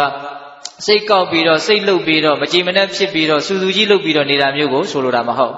စကားကအလွန်ပြည့်စုံတဲ့မြတ်စွာဘုရားစကားကနော်တုန်နိဘာဝစိတ်နေရမယ်ဘယ်လိုနေရမှာလဲအရိယောဝါတဲ့မြတ်သောစိတ်နေခြင်းတဲ့မေတ္တာဖြစ်တော်လဲနေပေါ့စိတ်ကလေးဟုတ်လားဒါမှမဟုတ်တတိကလေးနဲ့ခန္ဓာမှာကပ်ပြီးတော့နေခြင်းလဲနေပေါ့ဒါအကျဉ်းမြင့်ဥစဉ်ကပြောပြတာပါနော်မေတ္တာတရားလေးနဲ့နေခြင်းလဲနေသူမဟုတ်တတိပဋ္ဌာန်တရားနဲ့နေခြင်းလဲနေအဲ့ဒါပါတော့မြတ်သောစိတ်နေခြင်းအဲ့တော့လူချာသူချာရောက်လာတဲ့အခါမှာလို့ရမယ့်အလုပ်ဘယ်နှမျိုးလဲ2မျိုးဒါသူတော်ကောင်းတွေဖြစ်ဖို့အတွက်ဒကာဓမ္မတို့ဦးဇင်းတို့ကြိုးစားတဲ့နေရာမှာအလွန်အထောက်အကူပြုမဲ့ဆုံးမချက်လို့ဦးဇင်းထင်တယ်နော်အေးဓမ္မီဝါကထအရိယောဝတုန်နိဘာဝတရားစကားကိုတော်မူလီပြောစီမြတ်သောစိတ်နေခြင်းဖြင့်လည်းနေစီအဲ့ဒီနှစ်ခုတစ်ခုခုလုပ်ရမယ်တဲ့နော်မတရားတဲ့စကားတွေပြောနေရင်လည်းဒါမဟုတ်တော့နော်တခါလေစကားတော့မပြောပါဘူးစိတ်တော့နေပါရဲ့ဒါပေမဲ့ဝက်ပေါက်နေတဲ့အတွေးတွေနဲ့ဟုတ်လားနော်မကြည်တဲ့အတွေးတွေနဲ့စိတ်နေမယ်ဆိုရင်ကောင်းသလားမကောင်းဘူးစိတ်တော့နေတာပဲဒါပေမဲ့အဲ့ဒီစိတ်နေခြင်းကလုံးဝမချီးမွမ်းအပ်တဲ့နော်အပြစ်ရှိတဲ့စိတ်နေခြင်းဒါမကောင်းဘူးနော်အေးအဲ့တော့ဘေးသဘောသူတော်ကတော့ဒီမှာလည်းမြတ်စွာဘုရားကအပေါင်းပေါ်မှာမမွေ့လျော်ဘူးဆိုတာတကယ်လို့အပေါင်းအသင်းတွေနဲ့တွေ့လာပြီဆိုရင်တောင်မှဘယ်လိုစကားမျိုးကိုပြောတာလဲတရားစကားကိုပဲပြောတယ်တဲ့ဒါကယဟန်တွေကိုဦးစားပေးပြီးတော့ဟောတာ哦နောက်ကိုဒီမှာတရားဓမ္မတွေရောက်လာတယ်ဆိုရင်တရားစကားကိုပြောဖြစ်အောင်ကြိုးစားတရားစကားကိုပြောတယ်ဆိုလို့ရှိရင်အဲ့ဒါအပေါင်းပေါ်မှာမမွေ့လျော်ဘူးလို့ဆိုလို့ရတယ်လို့ဟောတာ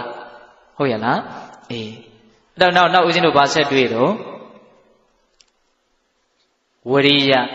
နော်ဝရိယနဲ့ပြည့်စုံသောပုဂ္ဂိုလ်ဒီသာနဲ့သူတော်ကောင်းတရားပြည့်စုံနိုင်တယ်ပြင်းရတဲ့ပုဂ္ဂိုလ်သူတော်ကောင်းတရားမပြည့်စုံနိုင်ဘူးအဲ့တော့ဒီနေရာမှာဝရိယဆိုတာဘာကိုပြောတာလဲတဲ့ဒါမြတ်စွာဘုရားကအသေးစိတ်အဓိပ္ပာယ်ဖွင့်ဆိုနေတာနော်မကောင်းတာတွေကိုပယ်ရှားဖို့ကောင်းတာတွေကိုပြည့်စုံဖို့ဆိုတဲ့ရည်ရွယ်ချက်နဲ့ပြင်းထန်တဲ့စိတ်နဲ့ကြိုးစားတယ်တာဝန်ကိုချမထားဘူးတဲ့အဲ့ဒါလုံလဝရိယပါဒီဝရိယနဲ့ပြည့်စုံမှသာသူတော်ကောင်းတရားပြည့်စုံနိုင်မယ်ပေါ့နော်နောက်ပြီးတော့ဗာလေတတိနဲ့ပြည့်စုံတဲ့ပုဂ္ဂိုလ်သားနဲ့သူတော်ကောင်းတရားပြည့်စုံနိုင်တယ်တတိမရှိတဲ့ပုဂ္ဂိုလ်သူတော်ကောင်းတရားမပြည့်စုံနိုင်ဘူး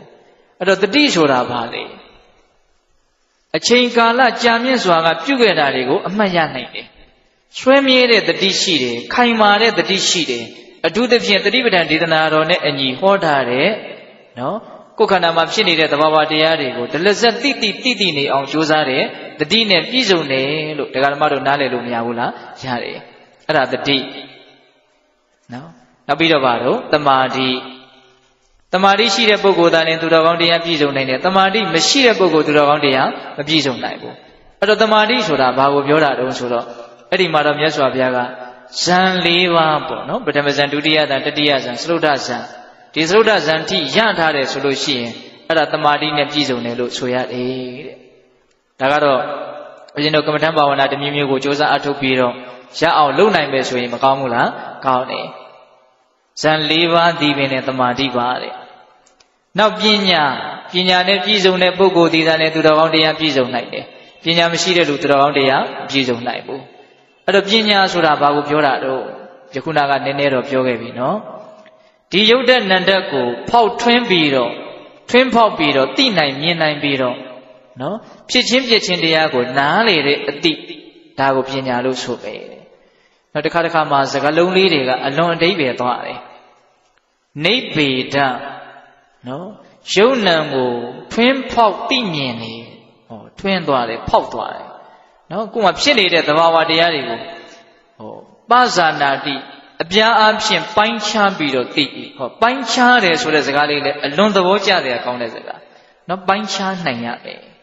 ထွင်းဖောက်နိုင်ရမယ်ဖြစ်နေတဲ့သဘာဝတရားတွေကိုဉာဏ်နဲ့ထွင်းဖောက်နိုင်ရမယ်ပိုင်းခြားနိုင်ရမယ်သဘောပေါက်လားဦးဇင်းပြောတာကို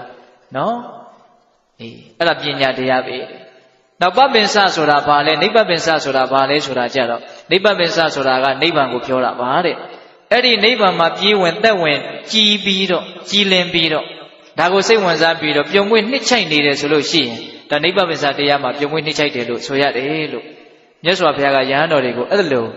အဲ့ဒီအတွေး၈ခုရဲ့အသေးစိတ်သဘာဝကိုထပ်ပြီးတော့ဟောပြီးတော့အဲ့ဒါဦးဇင်းတို့နောက်နှစ်ဝါတွင်မှာပဲအရှင်နုဒ္ဓမထေရဟာအရဟတမညာအရဟတဖို့ညာကိုရပြီးတော့ဦးဇင်းတို့ယဟန္တာဖြစ်တယ်ပေါ့အဲ့ဒီမှာသူယဟန္တာဖြစ်တော့သူ့ရဲ့အကြောင်းကလေးတွေကိုဂါထာလေးဖွဲ့ပြီးတော့ပြောပါသေးတယ်ငါမှအင်မတန်မြင့်မြတ်တဲ့မဟာပုရိသဝိတ္တလို့ဆိုတဲ့အတွေးမြတ်တွေဖြစ်ပေါ်လာတော့မြတ်စွာဘုရားကြွလာပြီးတော့၈ခုမြောက်အတွေးကိုငါ့ကိုဟောခဲ့တယ်အဲ့ဒီမှာငါမြတ်စွာဘုရားရဲ့ဩဝါဒနဲ့အညီလိုက်နာကျင့်ကြံကြိုးကုပ်အားထုတ်လို့ငါသည်တရားသူတရားမြတ်ကိုရပ်ပြီးတော့ဒုက္ခခတ်သိမ်းငြိမ်းပြီဆိုပြီးတော့အရှင်မြတ်ကဥဒန်းသဘောမျိုးသူ့အကြောင်းကလေးတွေကိုပြောပါသေးတယ်အဲ့ဒါလိုပြောပြီးတော့အဲ့ဒါဦးဇင်းတို့အနုရုဒ္ဓမဟာဝိတကသုတ်တံဆိုတာအဆုံးသတ်သွားတယ်ဟုတ်ရဲ့လားအဲ့ဒါဦးဇင်းတို့ယောက်ျားမြတ်တို့ရဲ့အတွေ့လို့မြတ်စွာဘုရားဂုဏ်ပြုပြီးတော့ဟောထားတယ်မြင့်မြတ်သူတို့ဤအတွေ့နော်အတွေ့ဆိုတာအင်မတန်ရေးကြီးရဲ့နော်တခါကြီးမိုက်ပြနော်ကာယကံမှုဝစီကံမှုလုပ်ပုံကိုင်ပုံပြောပုံဆိုပုံသူ့ရဲ့စိတ်နေသဘာဝပေါ်မှာမူတည်ပြီးတော့ဖြစ်လာတာအဲ့ဒါတွေဟာအတွေးတွေပေါ်မှာအခြေခံပြီးတော့ဖြစ်တာအတွေးကမြက်လို့ရှိရင်မြင့်မြတ်တာတွေဖြစ်လာတာပဲအတွေးကယုံညံ့လို့ရှိရင်ယုံညံ့တာတွေဖြစ်သွားတာပဲဟုတ်ရဲ့လားဒါကြောင့်အတွေးတွေမြင့်မြတ်ဖို့မလိုဘူးလားလိုတယ်အဲ့ဒါလို့အတွေးတွေမြင့်မြတ်ဖို့အတွက်တွေးတတ်ဖို့ကောမလိုဘူးလားလိုတယ်ဘုရားကတော့သူတို့ကသူတော်အောင်တရားကိုအားထုတ်ရင်းနဲ့ပင်ကိုဉာဏ်တွေကောင်းလာပြီးတော့အင်မတန်မြင့်မြတ်တဲ့အတွေးတွေကခေါင်းထဲမှာအလိုလိုပေါ်လာတာဟုတ်လားဘယ်နှခုထိပေါ်လာတော့9ခုထိပေါ်လာတာနော်ပညာဆိုတော့သူလည်းဟိုဘက်ကျတော့မတွေးတတ်တော့အဲ့ဒီမှာ10ခုမြောက်ကျတော့မြတ်စွာဘုရားလာဖြည့်မပေးရဘူးလားပေးရတယ်အဲ့တော့ဒကာဓမ္မတို့ဦးဇင်းတို့မှာတော့နော်အင်မတန်ကောင်းတဲ့ကံရှိတဲ့အတွက်ကြောင့်သာသနာနဲ့တွေ့ရလို့မြင့်မြတ်တဲ့အတွေးတွေကိုဘယ်ပုံပဲနည်းတွေးရမလဲဆိုတာကိုသိမြင်နားလည်ခွင့်မရကြဘူးလားရကြတယ်ဒါကြောင့်မြင့်မြတ်သောအတွေးတွေကိုတွေးပြီးတော့မြင့်မြတ်တဲ့လူသားတစ်ယောက်ဖြစ်အောင်ကြိုးစားဖို့မလိုဘူးလားလိုတယ်ဒါကြောင့် လူဘဝကြီးမှာရလာတဲ့အခိုက်အတန့်မှာအရေးကြီးဆုံးကသူတော်ကောင်းတရားကိုရဖို့ပါတဲ့ပြောရရင်လောကုတ္တရာတရားရပြီးတော့မဉ္ဇဉ်ဘုံဉာဏ်ရပြီးတော့နိဗ္ဗာန်ချမ်းသာကိုမျက်မှောက်ပြုပြီးတော့ဒုက္ခခတ်သိမ်းချုပ်ငြိမ်းဖို့ရာကဉာဏ်ရှိတဲ့ပုဂ္ဂိုလ်တွေအတွက်အရေးအကြီးဆုံးနဲ့အဓိကအကျဆုံးပါတကယ်တမ်းကဟုတ်လားအဲ့ဒီသူတော်ကောင်းတရားဆိုတဲ့လောကုတ္တရာတရားတွေကိုရကျင်တယ်ဆိုရင်အခုလိုတွေးတတ်ဖို့မလိုဘူးလားလိုတယ်အဲ့ဒီအတွေးတွေကိုအကောင်အထည်ဖော်တတ်ဖို့ကောမလိုဘူးလားလိုတယ်နော်ဒါကြောင့်အလိုနည်းသောပုဂ္ဂိုလ်တို့သည်သာလျှင်သူတော်ကောင်းတရားကိုပြည့်စုံစေနိုင်တယ်အလိုကြီးသောပုဂ္ဂိုလ်သူတော်ကောင်းတရားမပြည့်စုံနိုင်ဘူးရောင်ရဲသောပုဂ္ဂိုလ်ရဲ့တဏ္ဍာမှာသာလျှင်သူတော်ကောင်းတရားပြည့်စုံနိုင်တယ်မရောင်ရဲသောပုဂ္ဂိုလ်ရဲ့တဏ္ဍာမှာသူတော်ကောင်းတရားမပြည့်စုံနိုင်ဘူးကင်းစိတ်မှုကိုလိုလားနှစ်ချိုက်ပျော်ပိုက်တဲ့ပုဂ္ဂိုလ်သည်သာလျှင်သူတော်ကောင်းတရားပျော်မွေ့နိုင်တယ်အပေါင်းပေါ်မှာနှစ်ချိုက်ပျော်ပိုက်တဲ့ပုဂ္ဂိုလ်သူတော်ကောင်းတရားမပြည့်စုံနိုင်ဘူးလုံလဝရိယနဲ့ပြည့်စုံတဲ့ပုဂ္ဂိုလ်ရဲ့တဏ္ဍာမှာသာလျှင်သူတော်ကောင်းတရားပြည့်စုံနိုင်တယ်ပြင်းကြီးတဲ့ပုဂ္ဂိုလ်ရဲ့တဏ္ဍာမှာသူတော်ကောင်းတရားမပြည့်စုံနိုင်ဘူးတတိရှိတဲ့ပုဂ္ဂိုလ်ရဲ့တဏ္ဍာမှာသာလျှင်သူတော်ကောင်းတရားပြည့်စုံနိုင်တယ်တတိကင်းလွတ်တဲ့ပုဂ္ဂိုလ်ရဲ့တဏ္ဍာမှာသူတော်ကောင်းတရားမပြည့်စုံနိုင်ဘူးတမာတိရှိတဲ့ပုဂ္ဂိုလ်ရဲ့တဏ္ဍာမှာသာလျှင်သူတော်ကောင်းတရားပြည့်စုံနိုင်တယ်တမာတိမရှိတဲ့ပုဂ္ဂိုလ်ရဲ့တဏ္ဍာမှာသူတော်ကောင်းတရားမပြည့်စုံနိုင်ဘူး